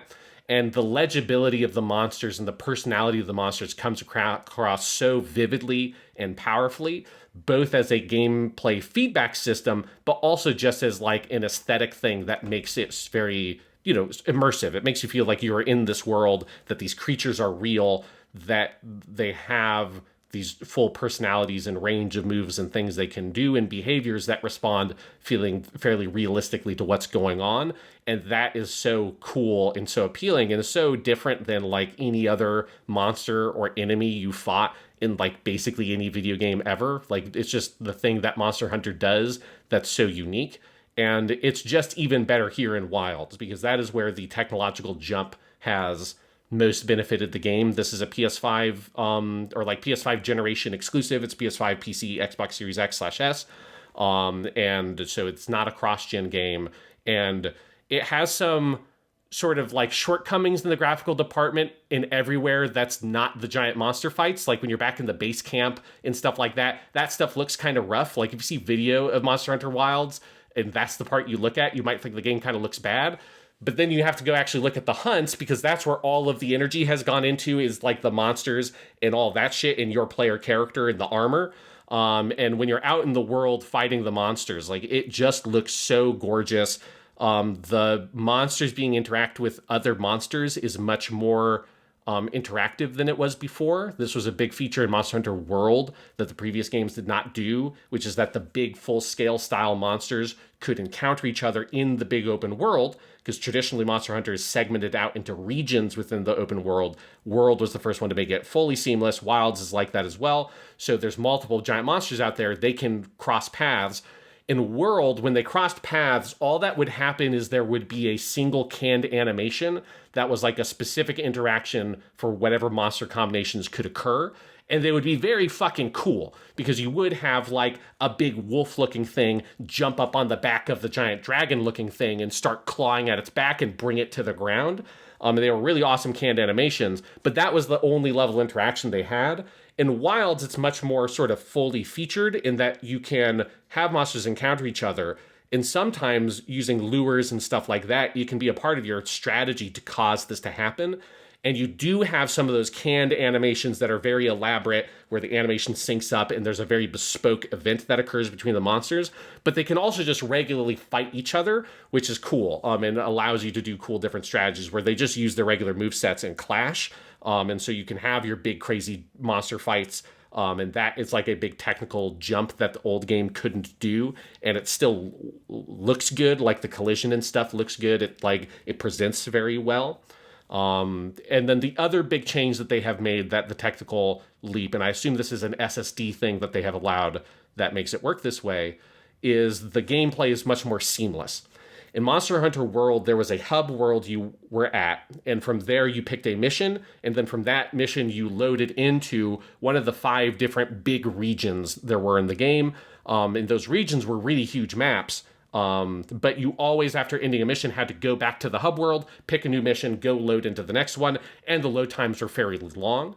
In Monster Hunter Wilds, the like hubs where you do your build my new armor and get a new mission and like go like buy new potions, all that kind of stuff, they are built into the regions. So when you're in the big desert area, there's one part of the desert map that's a little camp that all of your buddies are at that you can go to get your new mission and all that kind of stuff. And then you ride out on your little dragon dude called the Sekaret, that's your like mount, and you go out and you find the monster and you fight them. And that's very seamless. And you then the different regions are separated by load screens. So if you want to go from the desert area to the like giant waterfall area, those are not connected directly because they're so different biomes. But the load times are so fast that it's really easy to jump around in that way. And that's one of the big improvements that I think has made me enjoy Wilds even more than World, is it doesn't feel as segmented as it used to. Like, it feels like much more natural and organic, the kind of overall scope of the play. And it's kept me playing the game like in the post game for longer than I did in World, because I still am booting this game up and doing some hunts every now and then, because it's just a lot easier to load up the game, look at what the monsters are out there in the world right now, pick something to go fight because it's going to get you the next level of gear that you want or whatever, and then you're just out there going and fighting it. There's not the long process of, okay, now I have to go eat this meal and I have to go find this thing and pick the mission and wait for the mission counter to finish and then load into the open world and wait for the loading screen to finish and then I got to go find the thing. It's just really, in a way, it kind of reminds me a little bit of how Dynasty Warriors Origins felt, where it just feels like it's using that SSD and what that allows. And I'm assuming that the SSD in like the faster load speeds are one of the main things that allows this over Worlds, to rethink the shape of the game to make it very seamless. And I have enjoyed that tremendously. And then the last like really major improvement over World is that the campaign is substantially better than that game. World had like a very, very thin story that was just kind of took you through a tour of a couple of the monsters, but there was nothing more to it than that. Wilds, while it's not going to win any awards, it's not like the next Naughty Dog game or anything in terms of its character writing, it has a legitimate story. Like, it has real characters. So you make your player created hunter, and the character creator is fantastic, and I really loved my created character. And your character that you make is active in the cutscenes. They have a voice that they like speak with, that like they've got proper dialogue. It's not just they grunt or whatever. So they're fully active characters in the story. And if you're using the Japanese voices, one of the voice options is the woman who plays Toko from the Garden of Sinners series, and so that's the voice that I picked because the original Toko. Yes. Oh, wow. That's cool, because Yes. she doesn't do a ton of this kind of voice acting anymore, right? Yes, but it is her, and yes, so that's the voice I picked. So I had a badass lady with like a kind of mohawk-looking hairstyle, and she's super cool. And the story is basically there's this region that's kind of beyond where the Hunters Guild normally goes to, and they're doing some kind of expeditions around there, and they find this kid in the desert, and they assume that there was nobody that lived beyond this desert, but they find this kid stranded out in the desert, and so they realize there's a whole like civilization of humans on the other side of this desert. And the kid basically tells you that this crazy giant monster nobody had ever seen before showed up, devastated his village, and he's had to run out to try to find help. And so your team is part of this expedition squad sent there to go discover what the civilization is and also deal with whatever this crazy monster is. And so the whole story is kind of you. It's the kid that you saved who's kind of with you for most of it, and then your partner Alma, who is your kind of guide. And in the game, she's the one who gives you the missions and stuff. And in the last game, that was just like a kind of like generic character. Alma is like a fully featured personality. She is like this kind of bookish research type that has always wanted to get out there in the world, and this is her first like really proper mission. And so it's you with these guys, and then a couple of the other teams. There are some like named monster hunters in the story, like Olivia, that are also out here investigating. And it's you kind of tracking down where is his village, like following his pathway backwards and discovering this whole world of these different regions that are all powered by the remains of this old civilization that kind of create these seasons of like storms that then bring like prosperity. So you have these like giant sandstorms of the desert region that when the sandstorm passes, it becomes very verdant and lush. And it's just like the cycle that the people who live in the desert live off of. There's a waterfall that has like a rainy season, and these seasons change what the maps are like. So there's a gameplay component, but there's a story component as well. And the crazy monster that he encountered is basically fucking up this entire system of the natural order of this place that is built off of the power system of this ancient civilization that was destroyed. And it's all going haywire. So you're kind of like investigating that, encountering these monsters that are involved in it, dealing with those monsters, and ultimately sort of finding the root of the problem. And again, it's not going to win you any big crazy awards or anything, but I found it a legitimately engaging story. I thought the way that the main hunter is involved in it as your created character feels very satisfying, because the cutscenes look fantastic and your characters in them with like their armor on and everything. And so you can really express the way your character looks, and it's fun to see that character involved in the story cutscenes with such a high fidelity, with such great looking cutscene direction. And getting a nice little story about like this little kid kind of coming to terms with the powerlessness he felt, and then him learning kind of how to stand up for himself and kind of, confront this giant monster with your character being a sort of mentor to him. It's a nice little story that then leaves it open at the end, that then there's like, and now we can go out into the world and investigate like the remnants of of the civilization, and there's these other monsters. So there's this whole involved post game to get into that has some other story cutscenes and stuff as well. But it's just a much better way to structure the game than World, where the main story is way shorter than World. It's like maybe half the length of World's main story mode, but it feels like you get so much more out of it. And because it's not so long, when you then get into the post game and they give you some hooks to do the post game stuff, that's more the kind of the heart of Monster Hunter, which is going and hunting the same monsters over and over again, finding more powerful versions of those monsters to get better like drops to then make better equipment. That's obviously what this game is at its heart. It's a loot game. But World, I just like really petered out on that post game pretty quickly because I just felt like so full from playing the main story because it was so long. You went on so many different hunts in the main story mode. Whereas Wild, that main story is so engaging and is so, it's a nice, like probably like 15 to 20 hours length. It's like a nice length for a campaign.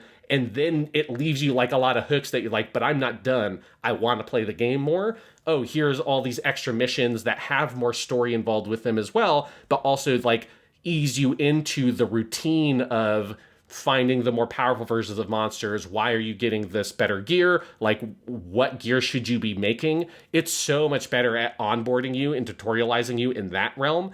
And I just couldn't follow Monster Hunter World there as much as I loved that game. And Wilds, I played basically as much so far in the post game as I played in the main campaign. And that is not true at all of my experience with World. So if you're someone like me that like, you've maybe played one Monster Hunter game or you dabbled in Monster Hunter, but you're not like a Monster Hunter fanatic who's played a bunch of the games and is like obsessive with it, I think this is a really good first Monster Hunter game, or like second Monster Hunter game in my case, because it's allowed me to see the overall shape of that larger game of Monster Hunter that is the kind of grind of Monster Hunter in a way that's way more appealing than World did. Even though I know that there are some like hardcore Monster Hunter veterans that kind of poo-poo Wilds a little bit because it's like, oh, it's got the story and it's got this, that, and the other thing, and it kind of cuts out some of the sort of more arduous kind of routine stuff of Monster Hunter to make it a little bit easier for the player. And I can see how if you're like someone who's really into the franchise, you might find some of that dumbing it down to a certain extent. But if you're someone who's newer to this franchise, like I found the other Monster Hunter stuff at that level fairly impenetrable, even when I put 40 hours into World. And Wild, just the way that it explains it and opens it up to you, it just makes so much more sense what the loop is, how to play that loop, why it's fun and engaging. And it's why I've continued to play Wilds as they've put out new updates and new monsters for weeks since it's come out, because it's been over a month since that game released. And it's just really good. So if people are interested, I would strongly recommend picking up Monster Hunter Wilds. If you have a PS5 Pro in particular, because it is a good showcase for the Pro, it's got a 30 FPS mode, 60 FPS mode, and a 40 FPS mode, the balance mode. That's actually what I've been using with my fancy pants new TV I got. And the 40 FPS mode has been very nice. And it runs fairly smoothly, not 100% perfect, but it's got very nice, clear image quality. And based on having played the beta of Monster Hunter Wilds, that was not the case with the regular PS5 version. You can tell if you watch coverage, you can see the difference. But I actually have firsthand experience of seeing both versions, the regular PS5 and the Pro version. And if you have a PS5 Pro, it is a substantial improvement over what that base version was, which makes me happy because this is kind of the game that I bought the PS5 Pro to play, and it's nice that it ended up being a very nice version of that game. That's awesome. And I knowing how much you loved Worlds, it's cool to hear how much even more you're enjoying Wilds, yes, because that's awesome. The Monster Hunter game I want is one where you get to make friends with all the monsters and then, I don't know, turn them against the humans or something. That'd be fun. But they haven't made that Monster Hunter game yet. Yeah. I mean, that's really just Pokemon. I understand that, but, Yeah. Yes. You don't have to kill the monsters. You can tranquilize them or hit them with a big hammer to knock them out. Oh, well, that's nice. Yes, but then you can't like cut off their tail and turn their tail into a cool cape. So Yeah. Well, we'll see. I did just put this on my PlayStation wish list, so I'll be alerted if it like gets a price drop, because I would be interested in trying this out. So that's cool. The game I've been playing the last couple weeks, other than we've both been playing a lot of Doom to get ready for our Doom podcast that's coming up, but the other game I've been playing is Forza Horizon 5, which is a couple old years old game at this point, but it got re-released on PlayStation 5 by Xbox, by Xbox, but on PlayStation 5. I no longer even really have an Xbox that I use, but I loved Forza Horizon 5, and I was excited for just to have this game again, and when I had an Xbox, it was a Series S, so I only got to play it at that quality. The PS5 obviously is in parity with the Series X version, so I've been playing this again. I also never played the DLC for Forza Horizon 5, so I went ahead and got the fancy premium edition with all the bells and whistles and all the DLC, and I've been playing the shit out of this game. It's still so fucking good, and it still might be the best looking game in like a realistic style that I've ever seen, because now that I'm getting to see it at like the full Series X quality but on PS5, it's wild, because this game is made, we're so used to games that like create their graphics at like a lower internal resolution, and then they have to do various upscaling methods either with AI or whatever to get up to that. But that's actually not how Playground does their stuff. Forza Horizon 5 is just a native 4K game. That is running at rasterized 4K. Even in the performance mode, it'll change resolution, but not that much. It'll it's even higher than 1440p is where it bottoms out at. So it's a very high resolution game. I am still playing this like I did on Xbox in the 30 FPS mode, which I normally wouldn't do.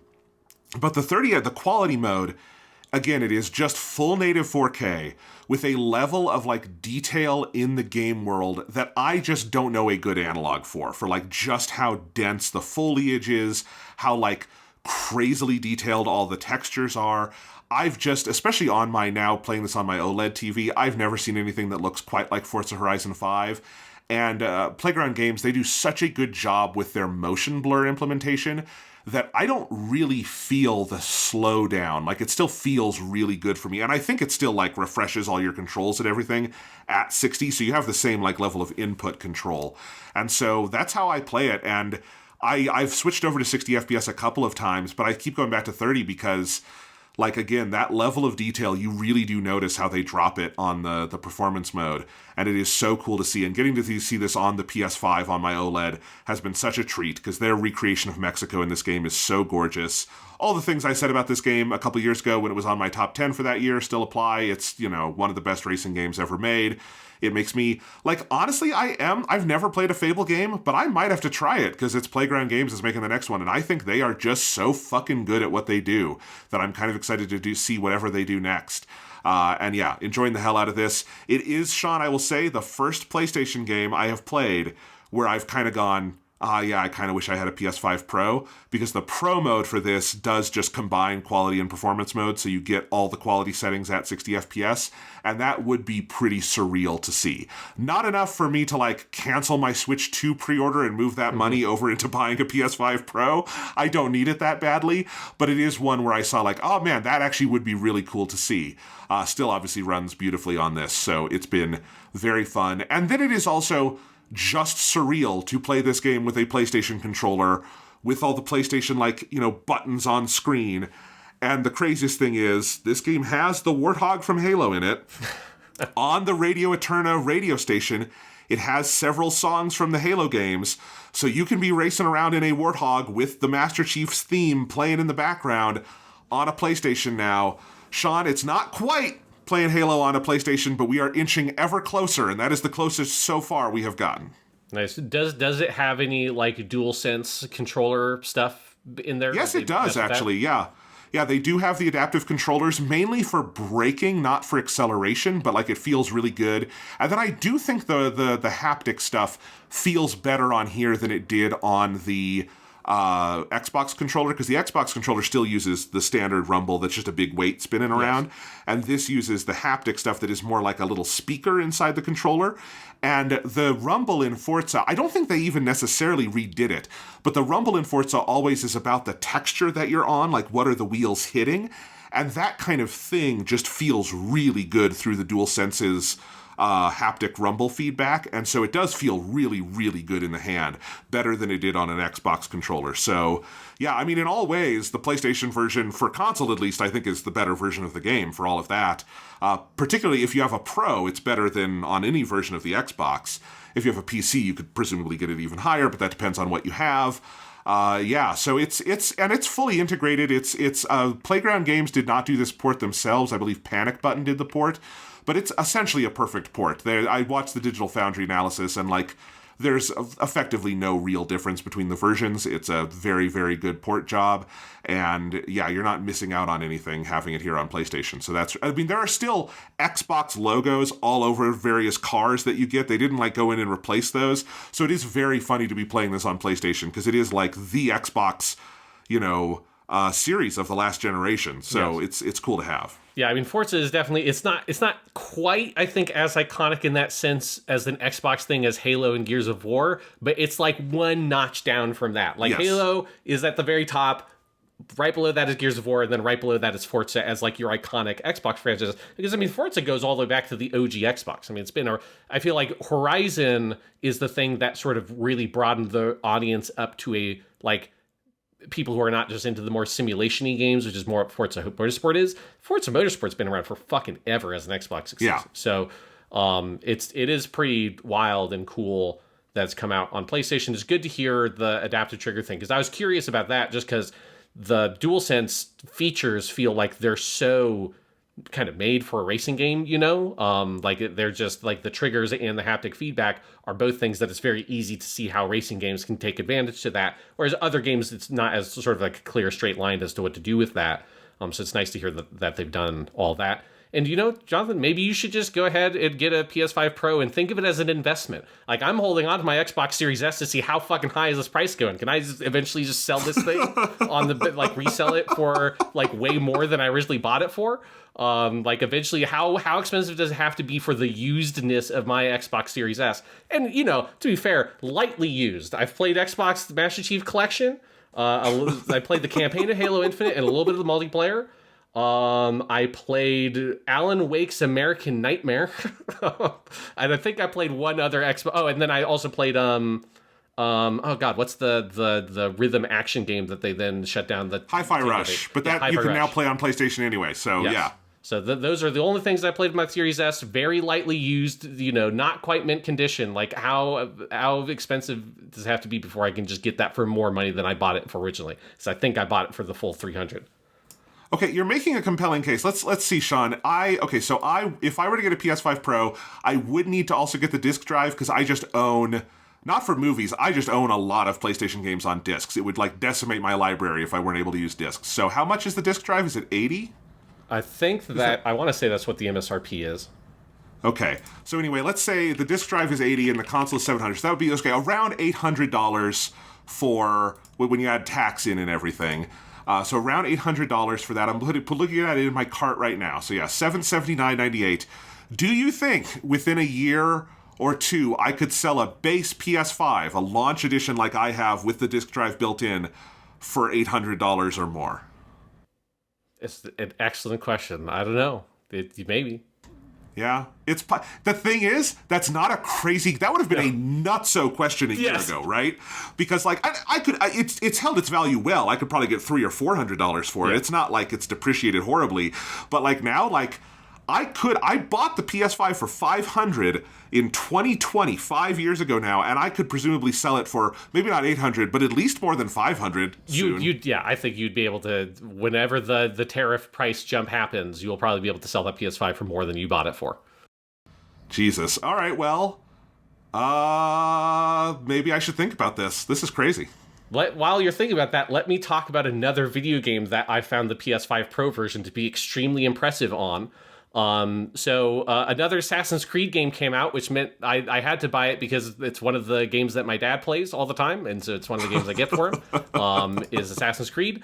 And this is Assassin's Creed Shadows, and it's the Sengoku era Japan one, and so of course it's like, well, I might as well try it out. I own almost every single Assassin's Creed. I don't think I ever bought Unity, but other than that, I think I have every Assassin's Creed game. Did you get the recent one that was in like Baghdad? No, I did not get Mirage because my dad particularly likes the open world ones. Is what he's really into because he plays a lot of whatever the game is, and these games are incredibly huge.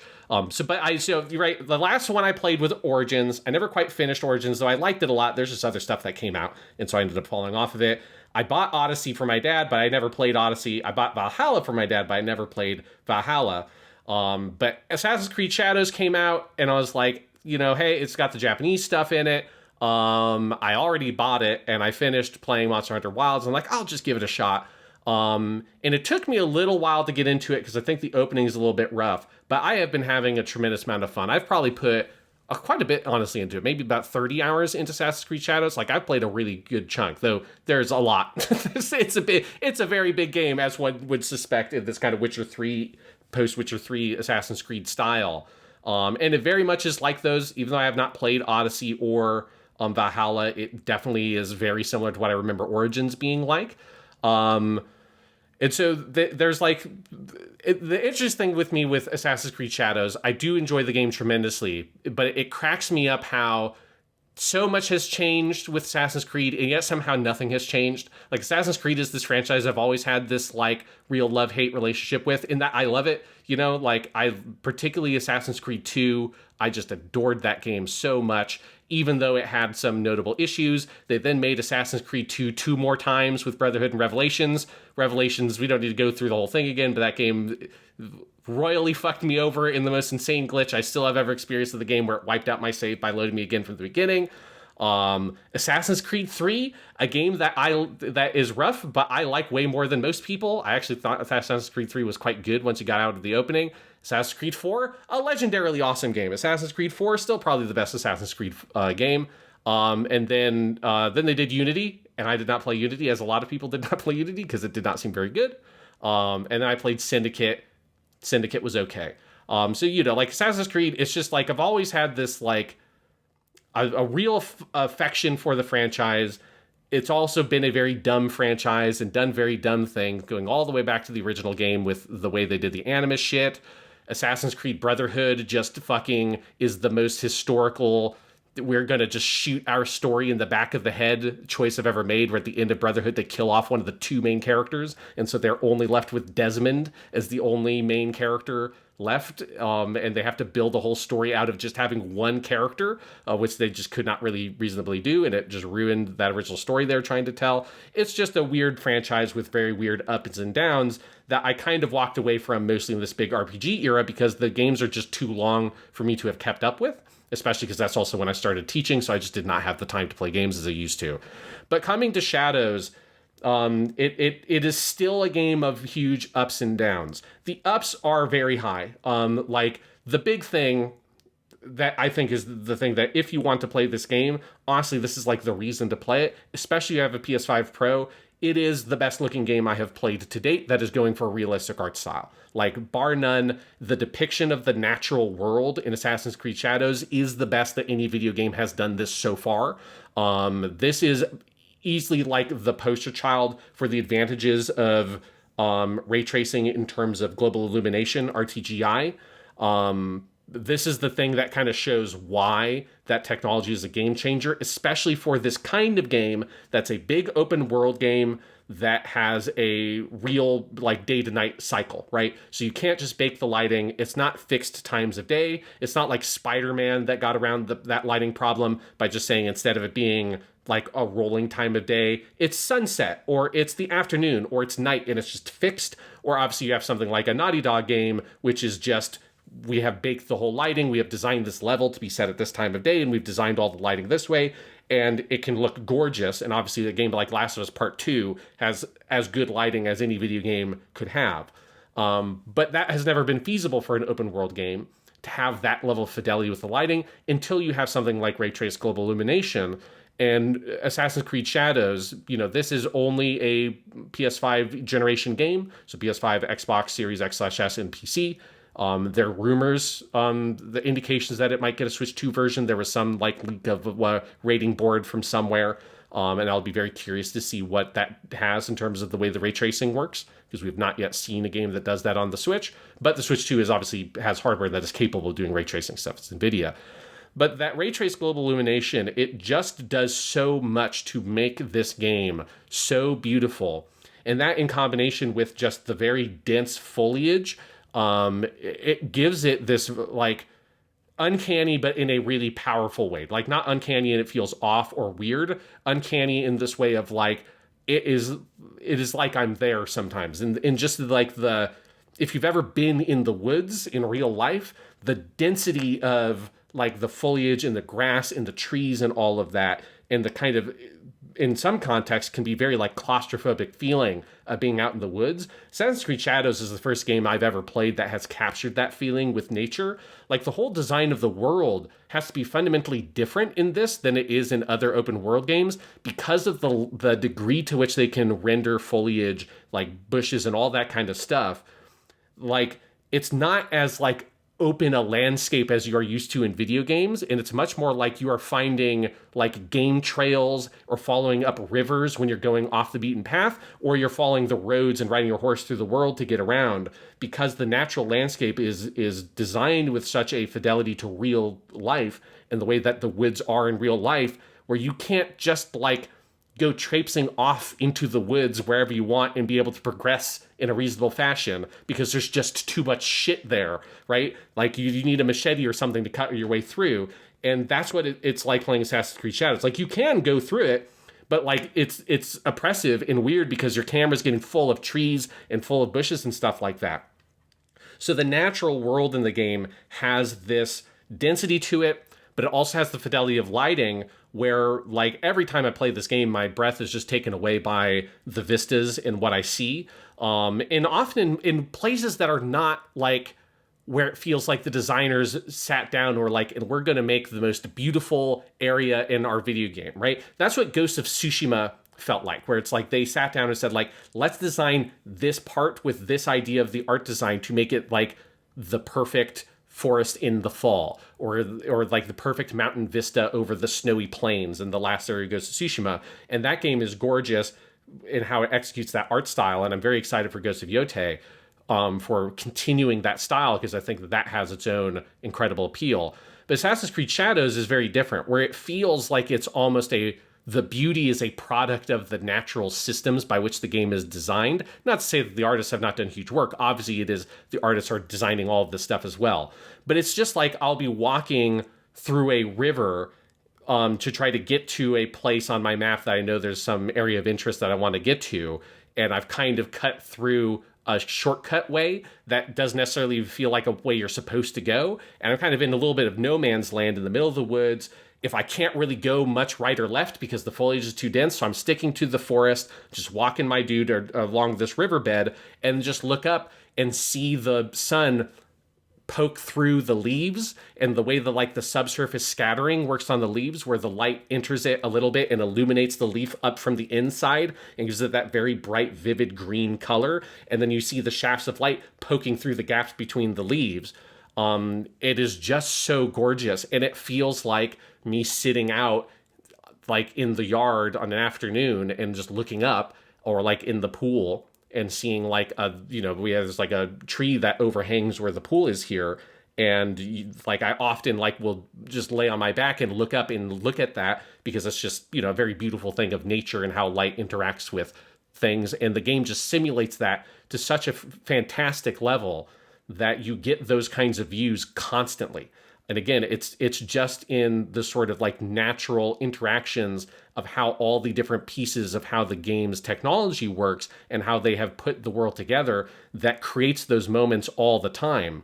And so the natural beauty of the game is just truly breathtaking. And it is the number one thing. It is the thing with a bullet point that I would recommend if you are interested in playing like a game that feels like it is super high budget because the output it gives you is like unprecedented for the kind of game it is. We don't get a lot of that these days. You used to get a game like that multiple times a year in like the mid to late 2000s, and now it's it's very rare to get a game that pushes things to that extent and has such a strong technical foundation, where the image quality is really fantastic. Obviously, I'm playing on PS5 Pro, and I'm using the 40 FPS mode, which I think is the sweet spot if you've got a TV that supports it, that it's responsive enough and there's enough motion clarity that you get that, but also the image resolve is very crisp and very clear, especially with the PSSR mode on PS5 Pro. Like that technical and artistic level of the game is just unparalleled. It's so good. It's so gorgeous. I can't say enough about how good it is, especially because there's another dynamic of the game that feeds into it that is my other probably favorite aspect of the game, which is there is a seasons system.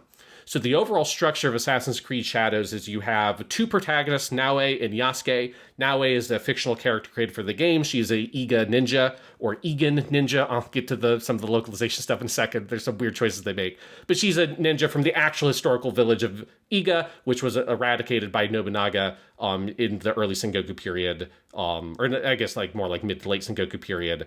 And that's like kind of the start of her story. You also have Yasuke, who is a real historical figure who was an African slave brought over by the Portuguese that Oda Nobunaga saw and decided he wanted to bring Yasuke into his fold and turned him ultimately into a samurai.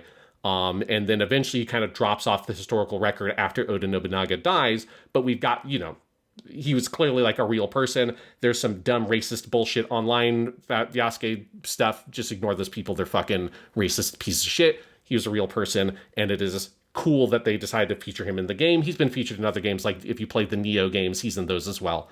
He's a pretty common fixture in fiction around this time because it's a pretty interesting historical guy who has very scant details, so they get to invent a lot of stuff about him.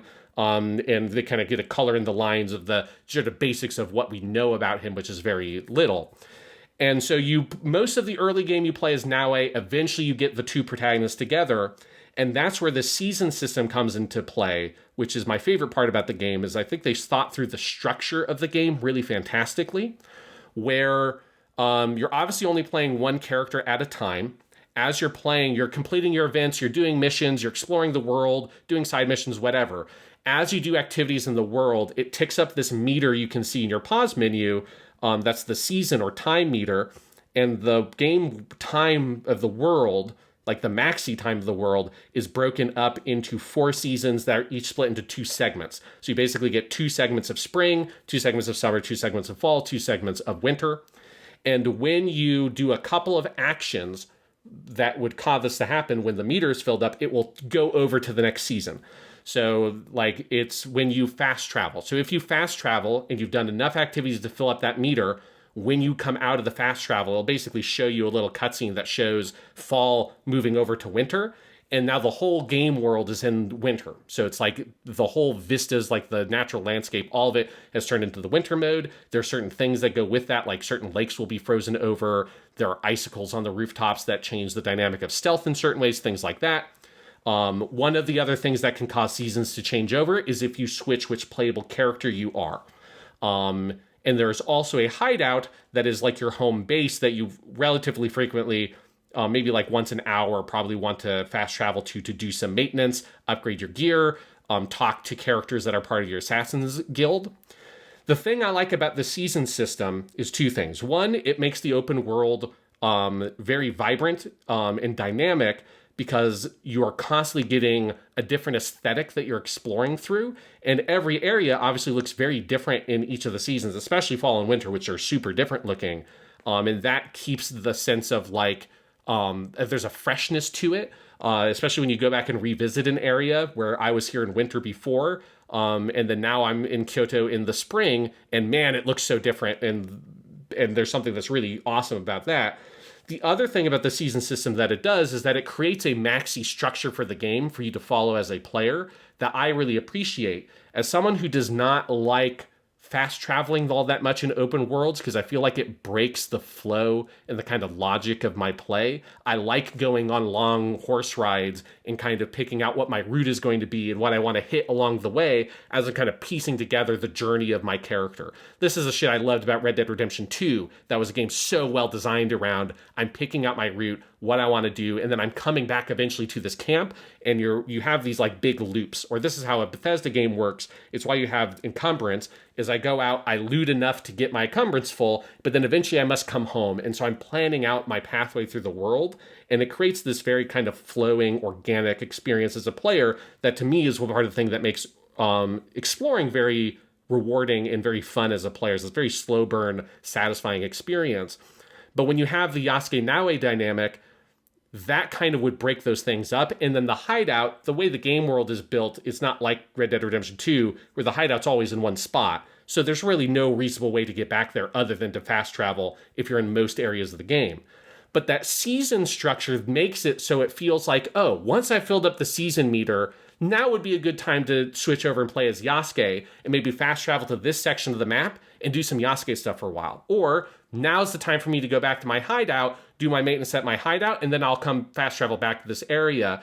And there's a psychic separation that the season thing for me builds that it feels very natural. It doesn't just feel like my character's just warping around willy-nilly whenever I want and just kind of breaking the shape of the world and just shrinking everything down to nothing and just a list of activities that I'm just checking off with nothing in between. When you have that phenomenon in open world, it just kills the game for me.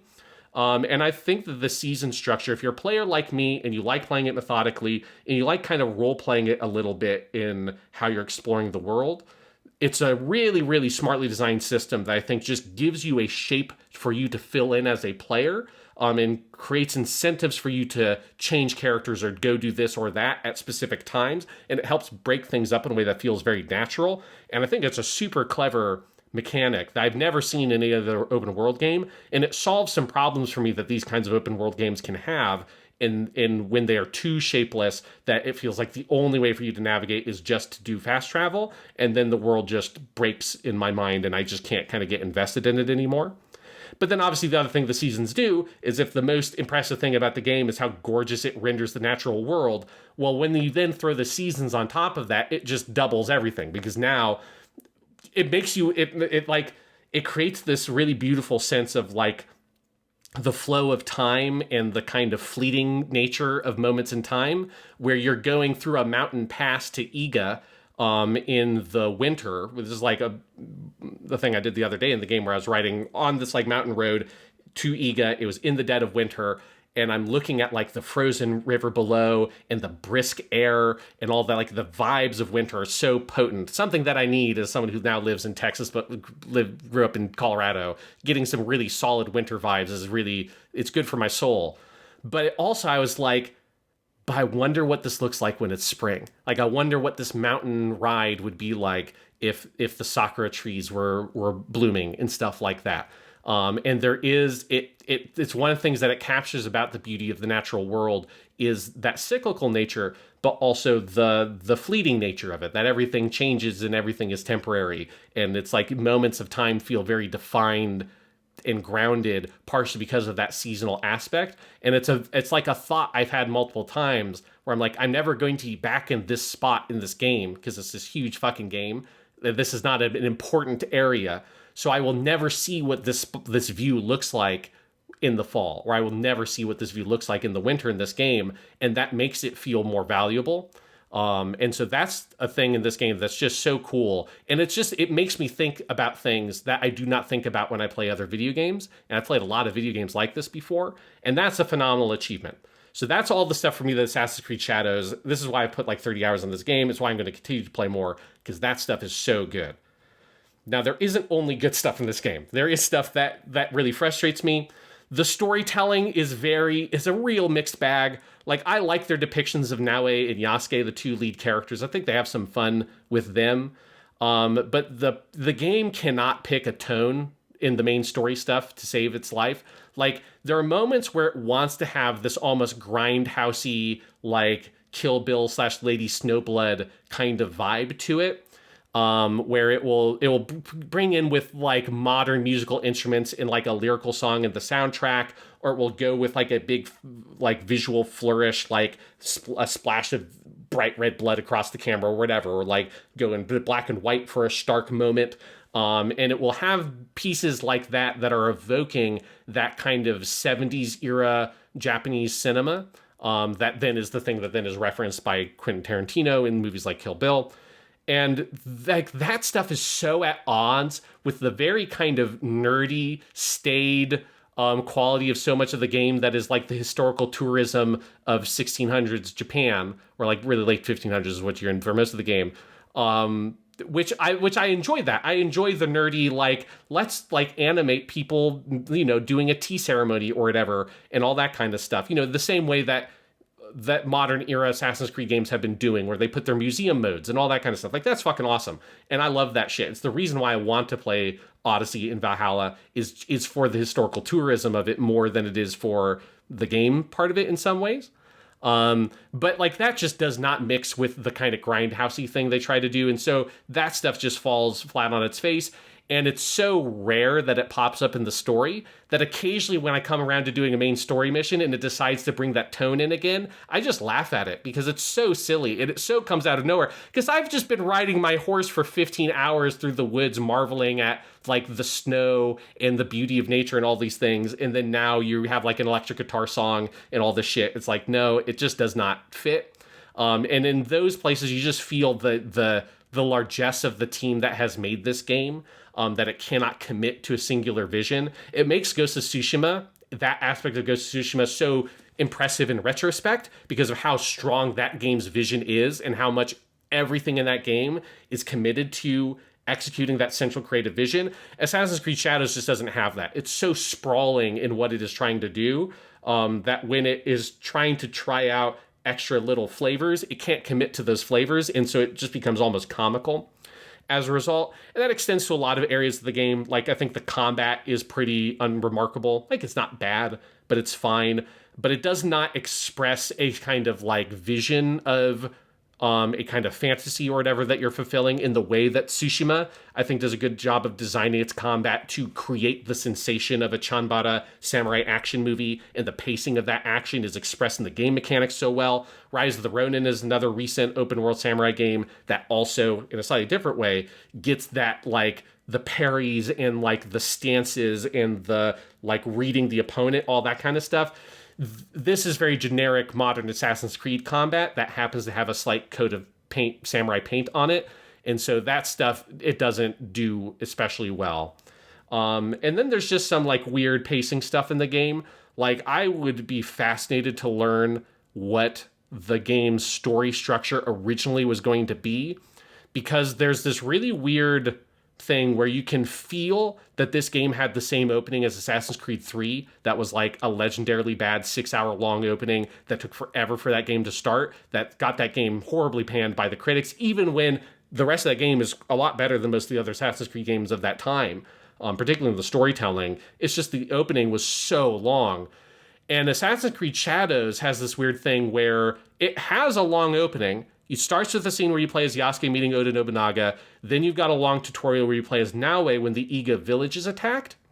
But then when you get into the open world, there's a series of flashback missions you get as Naoe that you just find out in the open world where you meditate, and then it just loads you into a flashback mission. But those missions they're so clearly not designed to be flashbacks. They feel like they were the original tutorial of the game, which started with Naoe was younger, learning how to be a ninja before the Iga village gets attacked, and you would play as that and get tutorialized. Because you do a flashback mission where she gets her grappling hook, and it gives you a whole playable tutorial with the grappling hook after you've been using the grappling hook for like 10 hours in this game. It's like, I don't need a fucking tutorial for the grappling hook, bro. And so it's so clearly, everything about it feels like they are missions ripped out of an aborted beginning of the game and then placed as these random flashback scenes that honestly, they probably shouldn't even be there as flashback scenes, because it doesn't just fit with the pace of the story, doesn't make sense. There's a whole revenge thing, like Naoe's quest is that her father gets killed at the beginning of the game. She wants revenge on the people who killed them. That. And so I can see why you'd want to leave it in there to see more of her dad, because you only see the dad for like an hour before he gets killed in the game as it exists. But those flashbacks aren't designed to work out of sequence, and so it just so falls flat. But then the hilarious thing is, you play the game, if you're doing thoroughly, like for 10 hours or something, and then eventually get to the point where Oda Nobunaga dies, historically in the place where he dies, Honnoji Temple, all that stuff happens. And that's when you then switch back to Yasuke, and Yasuke becomes one of the other main playable characters, and the story kind of incentivizes you to be Yasuke for a while. The hilarious thing there is, you then go to one of Oda Nobunaga's castles in the Omi region, where a bunch of his like other people are, and there you then unlock a series of flashbacks from Yasuke's perspective of him learning to be a samurai, where it once again starts tutorializing you on the combat, where at this point I've been playing the combat for like 18 hours. And it's like, and those flashbacks are actually really good because they do flesh out Oda Nobunaga in the game, because you just don't see him much before that point, and they have a really good take on him, and he's a really interesting historical figure, and I like the portrayal of him in the game. But it's just so funny how these scenes are so clearly designed to have been intercut with the Naue ones, because in the Naue flashbacks, there are jumps in the seasons like what they do in the open world, but they're designed in the story. And so clearly, it is supposed to have been a Naue flashback, the season jumps, and now it's a Yasuke one, and to have gone back and forth. Like, I would bet a huge amount of money that that's how the game was designed. They play tested it, realized it was going to be like 5 to 6 hours before you actually got to the open world, and they said, we cannot do that. But they had already done all the work, and they couldn't redesign all that shit, so they just ripped them out and put them as like extra flashback missions later in the game. And there's like, that's the most extreme example of it, but there's lots of things like that in the main story that feels sloppy. So that's where to me, it's a game of ups and downs. The ups, again, like the peaks in this game are very high. And I think it is just giving me something that no other game in the market is currently giving me in terms of this kind of open world game, but also is pushing the envelope in using technology in really cool ways. At the same time, it is still an Assassin's Creed game. It is still doing the kinds of dumb shit Assassin's Creed games have been doing basically forever in how they tell their story and things like that, just with like the extra twist of how the modern open world games with their giant scope are. And that's that. The last point before I move on, I wanted to make sure I hit this, is the localization is very amusing.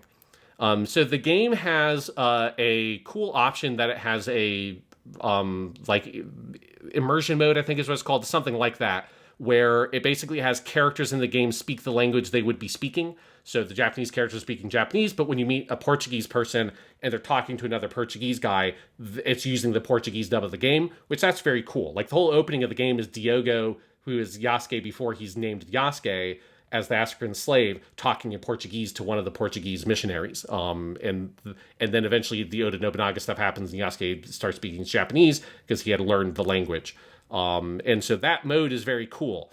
However, it, as I think you would expect, I'm not surprised that it does this, but it uses your kind of English dub titles thing, right? So the subtitles are just what the English script is written out. So you're not getting whatever the Japanese language is saying translated more faithfully. Obviously, the original script of the game would have been in English anyways, but in the same way with Tsushima, I'm not going to fucking play your feudal Japanese game in English. That just feels weird. So it's like, I'm going to play it in Japanese. But you do see the weird quirks of the localization. And as a person who speaks both English and Japanese, I think I now understand what people who are bilingual English and Spanish feel when they play a video game that has like a Spanish or Mexican character that's speaking the Spanglish and just throws random words of Spanish in the middle of English sentences in a totally inauthentic way. That's what the subtitles feel like for this, where there's shit like where a character will say like, oh, come in here and try my delicious miso shiru. Instead of saying miso soup, they use the whole Japanese word for it. Oh my God. Like, guys, stop. It's very like all according to Keikaku, like a terrible fan dub. It's so cringy. And it does it in a lot of places. Although it also does things that are confusing to me, where if you're going to do that, it doesn't put the honorifics in. So it's like that. If you're going to keep one authentic Japanese language element in, the first thing I would say is have them fucking say the honorifics in English. Have him call him Nobunaga Dono rather than just Lord Nobunaga. If you want to get some of the Japanesey flavor in there, that's the way I think you could do it authentically. They don't do that. Instead, they just throw random words like miso shiru in instead of miso soup when everybody knows what miso soup is. You could just say miso soup. It's fucking fine. But there's lots of other choices that are really peculiar. Like one of them that's really weird is when they refer to people from the region of Iga in Japan, they call them Egans. Igans, like they're Egans.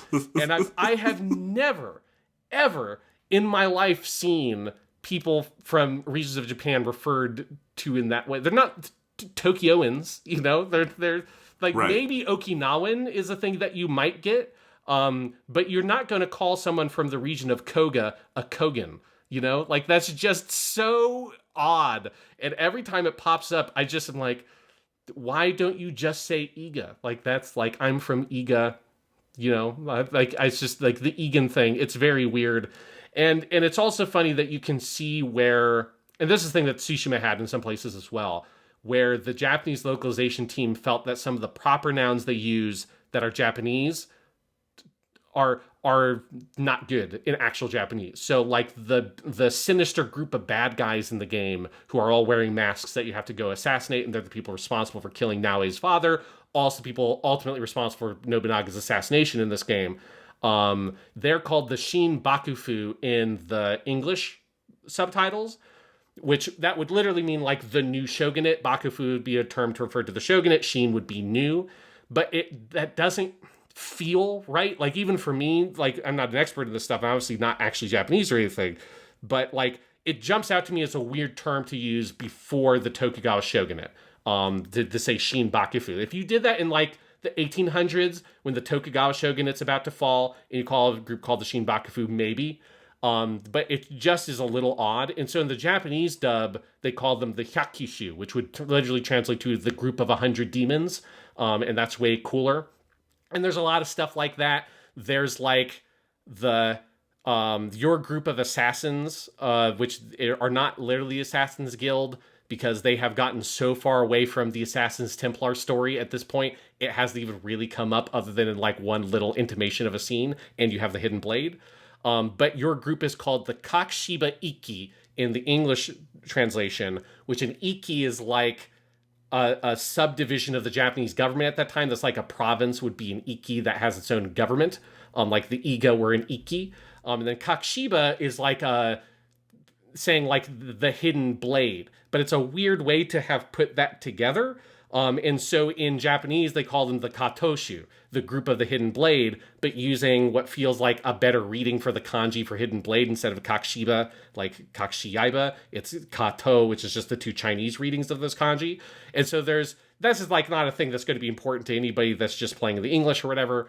But if you're playing in the Japanese dub option and you're reading the English subtitles, you're like, I swear to God, they are not saying this shit in Japanese. When the Japanese words are in the English subtitles and they're not saying them in the Japanese language, that'll probably jump out to people. If you're wondering why, that's why. They're using weird proper nouns that aren't like totally wrong. And they'll do it for some characters as well, where they've picked a name for a person that's like a modern Japanese name that doesn't sound right for the historical period. And so the Japanese dub, they will give him a more old-fashioned name and stuff like that. And again, Ghost of Tsushima has this a bit. It's a lot more prominent in Assassin's Creed Shadows. It just kind of cracks me up when it pops up, because it is you're reading, you know, oh, the Kakushiba Ikki, and then they just say, oh, Katoshu. And I'm like, man, that's a way less of a mouthful. It makes me curious to see some of the scenes in the English dub I should watch, because I'm just curious how the English actors sound saying what are like way more complicated terms that they've tried to throw into the English dub, and the Japanese just as a much more simpler way to try to say the same thing. But yes, that is another thing about Assassin's Creed Shadows that kind of cracks me up. But I've enjoyed the game tremendously. I'm going to continue to play the game. I'm going to continue to laugh at some of the silly things it does and marvel at the beautiful things it does.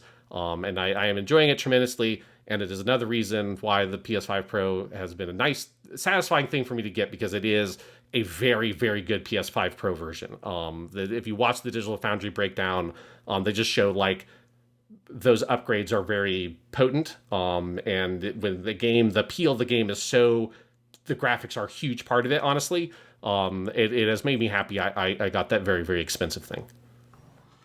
Nice. I'm definitely interested in this game. I thought about getting it. It's one that I honestly, if I could just go play around in the open world and not have to worry about the story stuff, I'd probably be very interested in it. But there's not that much of the main story stuff. Like okay, like it is. Maybe I will then. It is consciously designed for you to do a lot of open world shit. Like that is like very much how the game is built.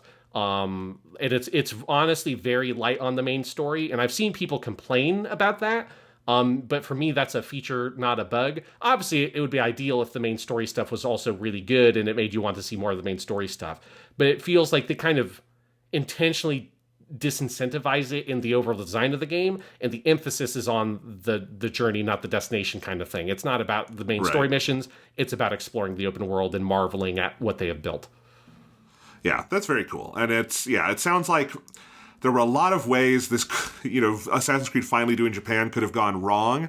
And it sounds like it's gone wrong in some of the ways you would expect, but right in a lot of the ways that, maybe we couldn't have expected. So that's cool. Yeah. Yes. Yeah, it's way, way more good than bad. And again, the bad stuff is not like terrible. It makes me laugh more than it makes me like annoyed or whatever. Like I find it amusing how transparent the structure of the game got chunked up in this weird way, because those flashback missions are fine. Like they're not like offensively bad or like terrible or whatever. But I find it very almost kind of charming in how like you can see the cracks in how it was designed. There's a weird appeal to me in that, and that's how I've often felt about some of the weirdness of Assassin's Creed. Going back to Assassin's Creed 1, where they rip you out of that game for your terrible modern day I'm standing in a cell sequences and have to zoom in on a wall and have like the story get narrated to me for like 10 minutes before I can go back into being Altair the assassin and actually playing the proper video game. And that shit was annoying, but also kind of funny in the just absolutely insane way they structured it. And it's just always been a part of Assassin's Creed to me, is there has to be this goofy shit there that kind of gets in a way, but in such a way that you can't help but be amused by it. Yeah, awesome. Well, that finishes off our stuff portion of the episode, which means we've got one thing left to do, Sean, and that is the monthly 10. Yes, I'm very excited for this, Jonathan, because this time you get to put together the list. I did get to put together the list that you gave me. So you challenged me because the Nintendo Switch 2 is about to launch, and you asked me to make a list of the top 10 most outlandish accessories for the Nintendo Switch 2. So not just, replacements for controllers. You also said to think of things like the Sega CD N64 expansion pack, all the ridiculous gimmicks that we could get for a Nintendo Switch 2. Yes, because again, in the context was there, people upset that the Nintendo Switch 2 is a more straightforward upgrade of a console than Nintendo has done for quite a long time. And so we're here to give ideas to Nintendo. Here's how you can satisfy those people, is give them some crazy bullshit. And I am very excited to hear, Jonathan, what you have come up with. And I hope that Nintendo is listening. I'm sure that they are. And I hope that they're taking notes. Indeed. So we're going to start out kind of conservative, and we're going to build to insanity. I hope that works for you. All right, number 10. I have written down here, Hey You Pikachu Revival. This one isn't even that complex. I just want a new version of Hey You Pikachu, the classic N64 game that came with a microphone so you could talk to Pikachu. And the thing is, the Switch 2 now has a built-in multi-directional mic for voice chat and the C button that is supposed to be usable both in handheld and in TV mode. So I think Nintendo's gotta announce a Hey You Pikachu sequel, but that isn't exciting enough without some sort of accessory. So I think the game has to come with a life-size Pikachu animatronic figure, think like Tickle Me Elmo, that you plug into the Switch's top USB-C port, you sit it on the table, and it talks back to you as you play the game, and you just have Ikue Otani doing different Pikachu sounds as you talk to her. I love this idea. I want what I'm assuming we would call Hey You Too, Pikachu. Yes. And I'm very excited by it. No, Sean. At 2 Pikachu, but the 2 is a 2. and at the end, Pikachu you think is your buddy, but he fucking assassinates you on the floor of the Roman Senate. And that's the last moment in the game. It's a first-person perspective as your vision clouds, and you just say, Pikachu, and then it just goes black, and you never find out what happens. You have the Pikachu animatronic do one final Pika as it goes away. Yeah. That's all right. My number 9 is Nintendo Switch Conducting Maestro. This is just, I thought would be a cool rhythm game. Here's what you do. They give you a conductor's baton that you slot a Joy-Con into the base of so that it can use the gyroscope, and then you conduct various pieces of music. It's basically Guitar Hero, but you are a conductor. Maybe we call it Conductor Hero. I think they would probably call it something like Nintendo Switch Conducting Maestro. And as I wrote this down, I went, you know what? This actually sounds kind of cool. That seems like a good use for a Joy-Con, because also the bottom of a conductor's baton is the weighted part of it, so it would make sense to have the Joy-Con in there. I love this idea. It feels like Nintendo had a prototype for that in the Wii days, and yes, that was going to be in Wii Music or whatever, and it just never went all the way through, because that so sounds like a Wii game, to the point where it's making me frustrated just thinking about, like, you trying to play it, and it's like, it's just not fucking registering. It's just, God fucking damn it, it's just not. It keeps on telling me to swipe right, and I'm swiping. I swear I'm swiping fucking right. God damn it. Yes, so we're going to bring back that experience. My number 8 is the Nintendo Switch Tactical Pad. Now, what do I mean by this? So, there was an NES accessory back in the day, before you or I were born, but it's in like the AVGN video about this. It's called the Power Pad. That was this big, almost like a pre-Dance Dance Revolution thing, where you would lay this big like plastic mat on the ground, and then you could use it for like sports games, for running, or for rhythm games for playing. But I think Nintendo needs to make a much bigger version of this. It's a giant grid that you lay out across your living room, and it lights up in conjunction with, you know, the series that has gone to like into the stratosphere over the course of the 3DS and the Switch with Fire Emblem. And it lights up in a different grid. And now you move units in Fire Emblem by physically walking or moving or in some other way physically interacting with the pad from one space to another, and it lets you see all of that on the ground.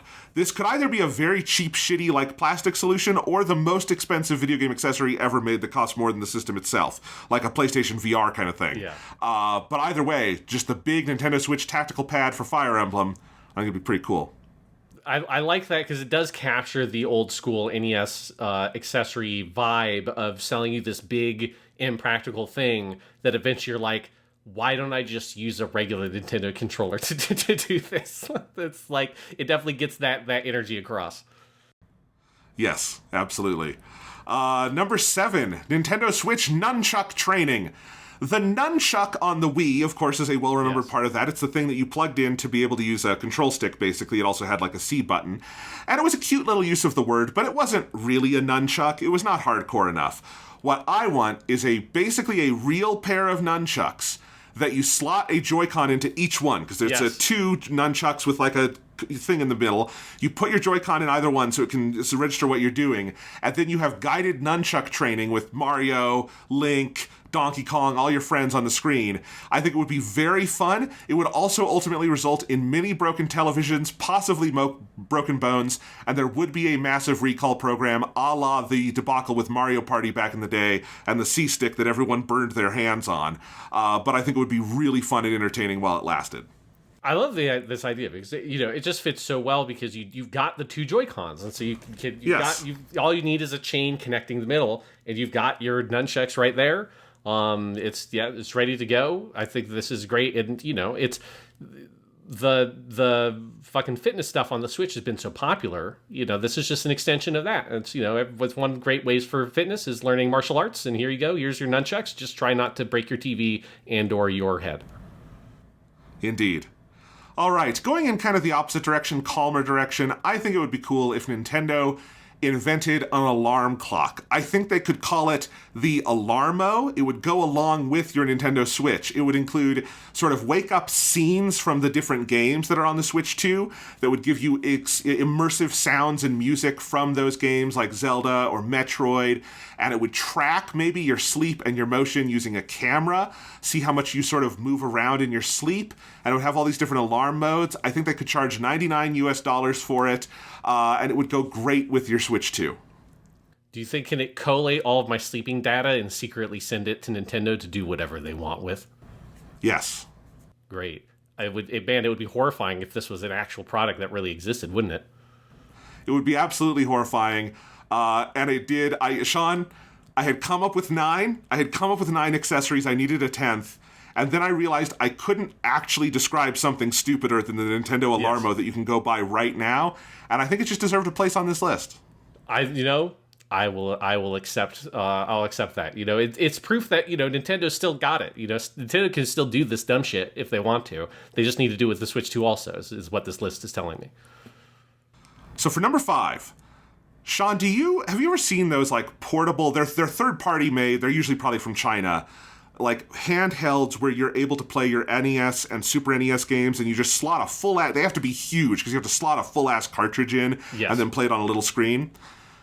Nintendo used to have things like the Game Boy Player on GameCube and the Super Game Boy on Super NES, and I think they need to bring this back so you can play all of your old cartridge games. You have the top USB-C port now on the Nintendo Switch 2, so I'm imagining just a giant unwieldy attachment that you put into that USB-C port, and it like eats onto the back of the Switch, makes it like 3 times as thick, and it allows you to insert your Super NES, NES, N64 cartridges.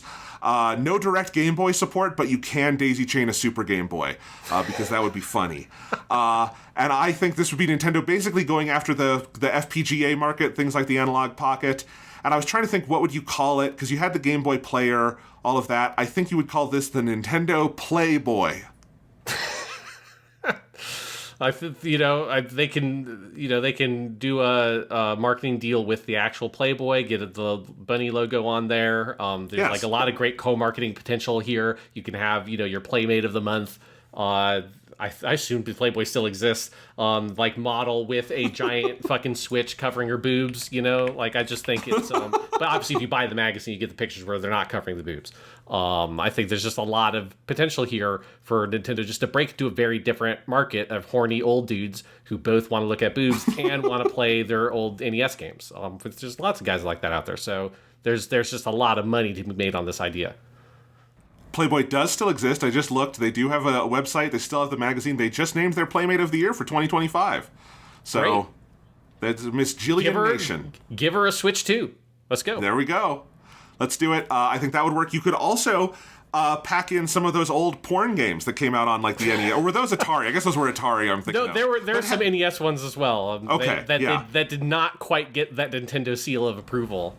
Yeah. Yeah, but maybe we could bring them back now and just have that shit on there. I just like the idea of going around with my otherwise relatively svelte Nintendo Switch 2, adding on this giant accessory, and someone sees me walking around with my, fucking DuckTales NES cart sticking out the top. It'd be very funny. Yes, I do like, it just gives me that visual of, your Sega Genesis with Sonic 3 in it, and then Sonic and Knuckles, and then Sonic 3 on top of it. I just want to see this giant extra thing sticking out the top in a way that it's clearly not supposed to. I'm a fan of that for accessories, for sure. Yes. All right, for number 4, we've got the Nintendo mouse pad, because you've got these new mouse features of the Joy-Con. That's a big selling point. You're using them in Metroid and stuff, but it's Nintendo. It cannot be a regular mouse pad. It's got to be a little weird. So what I suggest is a big mouse pad. So this, a nice surface that you would get for like a smooth touch mouse pad. I'm using one right now. Take one, but you would make the base of it, instead of just, sort of a thing that kind of sticks to your desk, you make it full on Velcro. And that comes with a separate matching pad of all Velcro, so you can attach it to various surfaces. You could lay it out flat on a table if you wish, but you could also just fully wrap it around your thigh and have a mouse pad surface on your thigh that you can seamlessly go into mouse mode for, just putting your Joy-Con down there. Wherever else you want to wrap it around, you can do that. Maybe you get some RGB attachments for the extreme gamers so that the ridges of it can light up. And of course, you can buy different things to attach to these that will have various Nintendo characters on them. I think we need a whole line of Nintendo mouse pads that you can wear on your pants. Great. Yeah. I mean, I want them on my pants, and I want them now. It's the thing is, that sounds stupid enough that we might get that at some point. Someone will make this. If it's not Nintendo, maybe not Nintendo, yeah, but yes. Yeah. All right, number 3. We're getting into the good stuff now. Joy-Con Power Glove. The Power Glove for the Famicom NES, classic accessory. Didn't work, but classic accessory. Yep. This would be a glove where you slot one Joy-Con, left or right, into every single finger. and then play games by controlling your hand.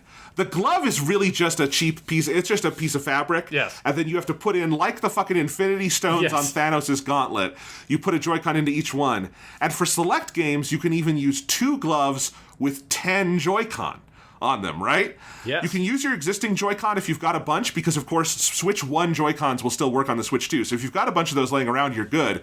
But if you're starting from scratch, it is going to cost an incredible amount of money to get enough Joy-Con together, because I believe it's $90 for a pair of 2. So what is 90 times 5 if you were going from scratch? I should have done the math beforehand, but let's do it right now in my calculator app. 90 times 5, it would cost $450, the same as a Switch 2, to buy enough Joy-Cons to use the dual Joy-Con power gloves. But I think there's all kinds of games you could use with just 10 fucking Joy-Cons on your fingers.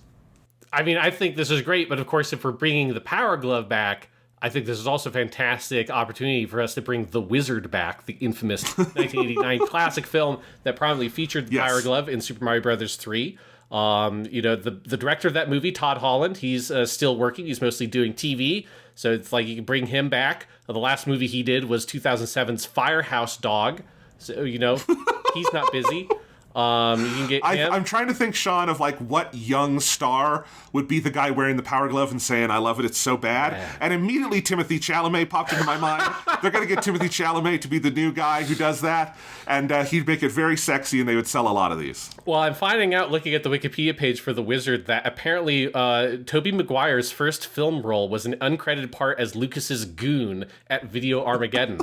So I think we've already got our bad guy for the movie lined up. Is that Tobey Maguire's character, who just couldn't let it go that Lucas lost.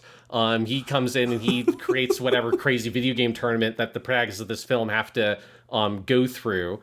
And that has to be your whole, that's got to be your whole plot of the movie. Is Fred Savage still working? Is he still acting and stuff? Okay, so bring him back. He's the old mentor character now. I think he did get Me Too'd. Sadly, because I think he misbehaved on some sets, and because he actually had become a prolific TV director, but he hasn't done that in a while. Yes, misconduct allegations in 2018 and 2022. So there you go. Okay, so maybe you don't bring Fred Savage back. Lucas can be dead, and Tobey Maguire is trying to avenge his death. Yes, but we got to get Tobey in this one. As the most obscure reference for any of these like weird revival movies ever. And yes, we need your $500 fucking Power Glove with all the Switch. Yes. And that's how he kills him. He just hits him with it like it's a fucking boxing glove. It just kills the bad guy, Tobey Maguire, by just punching him in the face with it because it's so heavy. All right. I think that's a good idea. All right, number 2. This is the dumbest thing I thought of. It's not number 1, because number 1 is like in a practical sense for the real world even dumber, but number 2 is the dumbest one I thought of, because here was my challenge, Sean, is it was hard for me to think of an accessory dumber than the actual very real Labo VR thing they did for Switch 1, which, if you don't remember, was one of their Labo kits. Labo is cool. Labo is like these strips of cardboard, and then it trains you to like build things out of it. It's like a Lego engineering kind of thing. It's cool. We are pro Labo. It's just a nice thing to buy your kids. Yeah. The VR thing was kind of dumb because you built a VR headset and then you put the Switch in there and you just were looking at a 720p, this was pre-OLED Switch too, old-ass LCD Nintendo Switch right up into your eyes, and you were trying to play like 3D VR at 15 FPS because it was having to render the game twice, and it was very distracting. It also had no head strap, so you had to lay down like on the floor with it balanced on your head. It was a very bad idea. So how do you make it even dumber than that? Here's what I've got. Have you seen the Apple Vision Pro, their like VR headset? Yes. And you know how it has both its like VR, AR thing inside, but it also has a screen facing outward that has the like eyes that pop up and are very creepy? Yes, the absolutely horrifying, like horror movie vision you get. Yes. So this is what I'm calling Labo Switch Eyes. It's a Labo kit that also involves you strapping the Nintendo Switch to your face, but now you face it pointing outwards. And it's connected to a version of the finger sensor they never made back for, I forget what it was for, but they announced that for the Wii 1 year, that they would have one of those like blood ox pulse ox. It was for Wii Fit. It was for Wii Fit, okay. Yeah, they finally make that, and it reads your heartbeat and detects your mood, and then it shows an image on the display to the world to show how you feel. And you can walk around, careful not to bump into shit, because you can't see anything. There's no screen on your eyes. It is facing outward, and it is replacing your normal face. And then the little pulse ox thing is telling the screen what to display. And that is the new Labo kit that will be all the rage. I love this idea. This is also maybe Google, again, Apple Vision Pro, and looking at their marketing for this fucking thing, and the, like, pictures of them having, like, some elegant lady in a white dress, like, lounging on a couch, but she's got this massive fucking thing hanging, like, fucking 10 inches out of her face. It's like, man, I can't believe they released this fucking product to the world. It's like the first Apple product that has truly flopped since the 90s. Like, yes. It takes a lot for an Apple product not to work, but oh my god, VR will do it. It'll do it for everyone. And it could do it for the Switch too, if Nintendo is up for it. But again, this isn't VR. It is right. You're strapping. You are fucking blind. You are strapped into your face, and it's making weird. It's basically a very expensive version of putting googly eyes on your eyelids. Yes, yeah, it's like those, just getting comedy glasses or whatever. Yes, it's very expensive, mostly made out of cardboard, and will make your face hurt within about 5 minutes. Number 1, the Nintendo car. What do I mean by the Nintendo car? Is this like a little one of those things you see kids playing with out in the street where they like put their feet through like Fred Flintstone and they kind of run around with it? No. This is a full like Tesla competitor electric car. Because you know how all the cars, Tesla or the ones made by people who aren't Nazis, have like their big screen on it. That I don't understand how is legal. It seems very unsafe to me, but everything is run through this just one screen on the center console, and that's where you adjust. It shows you your speed, you adjust your AC, all of that, and that's where all the computing is located. The Nintendo car is basically it's just an electric car, but all of the like computing power is not in the car. You have to dock your Switch 2 into the main console, and that provides the car with its main computing power, and then the Switch 2's 7.9-inch display also shows you your speedometer and everything that you need. And I also think you need to enter a Joy-Con into the steering wheel so that it can drive you, because it uses the gyro on the Joy-Con to detect how the steering is going. It's basically just a big Wii wheel, and you need a Joy-Con, so you need at least one Joy-Con and your Switch 2 to operate the Nintendo car. It's coming soon for $40,000, only to Nintendo Switch Online members who already own a Switch 2.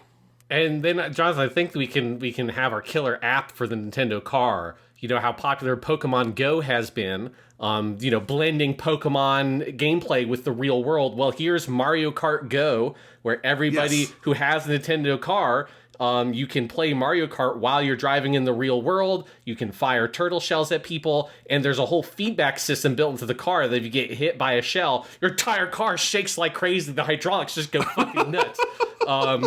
We swear it's going to be street legal. You don't want to know what happens if you run over a fucking banana. It's wild. But we swear it's street legal, and it's the next, horizon of video games. We've all, played the shit out of games where you're walking around and it's tracking you that way. Now you can fucking play it in your car and die a glorious death playing Mario Kart the way we all want to die. I think it'll work. And honestly, Sean, given how lax regulators have been around things like the Cybertruck, this isn't really that far outside the realm of possibility. Yes, this is one of the only advantages of Trump's America, of slashing all regulatory bodies to death, is that now we can all die by playing Mario Kart in real life. To be fair, Obama and Biden's America did this too. It's very true. That's how Elon Musk was created. But yes, a glorious death for Mario Kart. Sean, what do you think of my top 10? Is this what you wanted?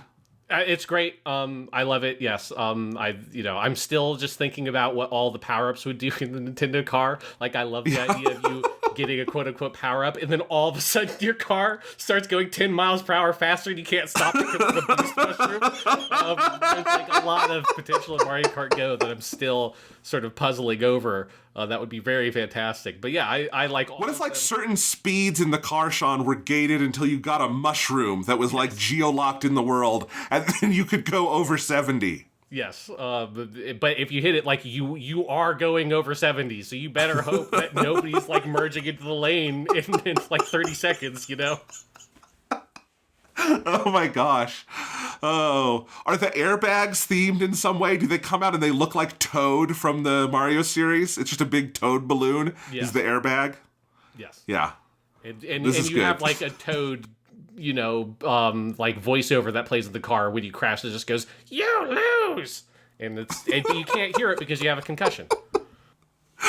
Also, you cannot play like Spotify through your car speakers. That's not available, but the Nintendo Music app is. Yes. So you can use all your favorite Nintendo game music as you're driving around. It'll be really nice. Yes, and if you have a passenger who also has a Switch 2 that they brought into then you can play Double Dash Go, where they can start using all the power-ups while you're trying to drive. It's the safest way to play Mario Kart Go, or the most dangerous for all the other drivers on the road. Do you want to know your assignment for June, Sean? I would love to know, Jonathan, what dumb shit do you want me to come up with for the next month on the Monthly 10? So this is inspired by last month's topic about the Great Gatsby and the Baz Luhrmann movie, but also by today's copious mentions of Romeo plus Juliet by Baz Luhrmann. I knew this was coming. I want the top 10 classic high school novels you would most dread getting a new big-budget Hollywood adaptation. And for each one, you have to pair it with a director you would most dread being paired with that project. So these are not all Baz Luhrmann. You could also do, I don't think you're going to do this one, so I'll just give it. You could also do, Uwe Boll doing The Diary of Anne Frank, if you wanted to be really offensive, right? Like something like that. You've got to pick a director, pick a book, and what are the 10 you would dread the most? Baz Luhrmann can be one of your 10, but you got to pick 9 others too. Okay, so I can't reuse directors. It has to be 10 different books. Each has its own director. Unless there's like a super compelling reason to. I think it's funnier with 10 different directors. All right. So I've written down here the top 10 high school novels with a film adaptation by a director I most dread.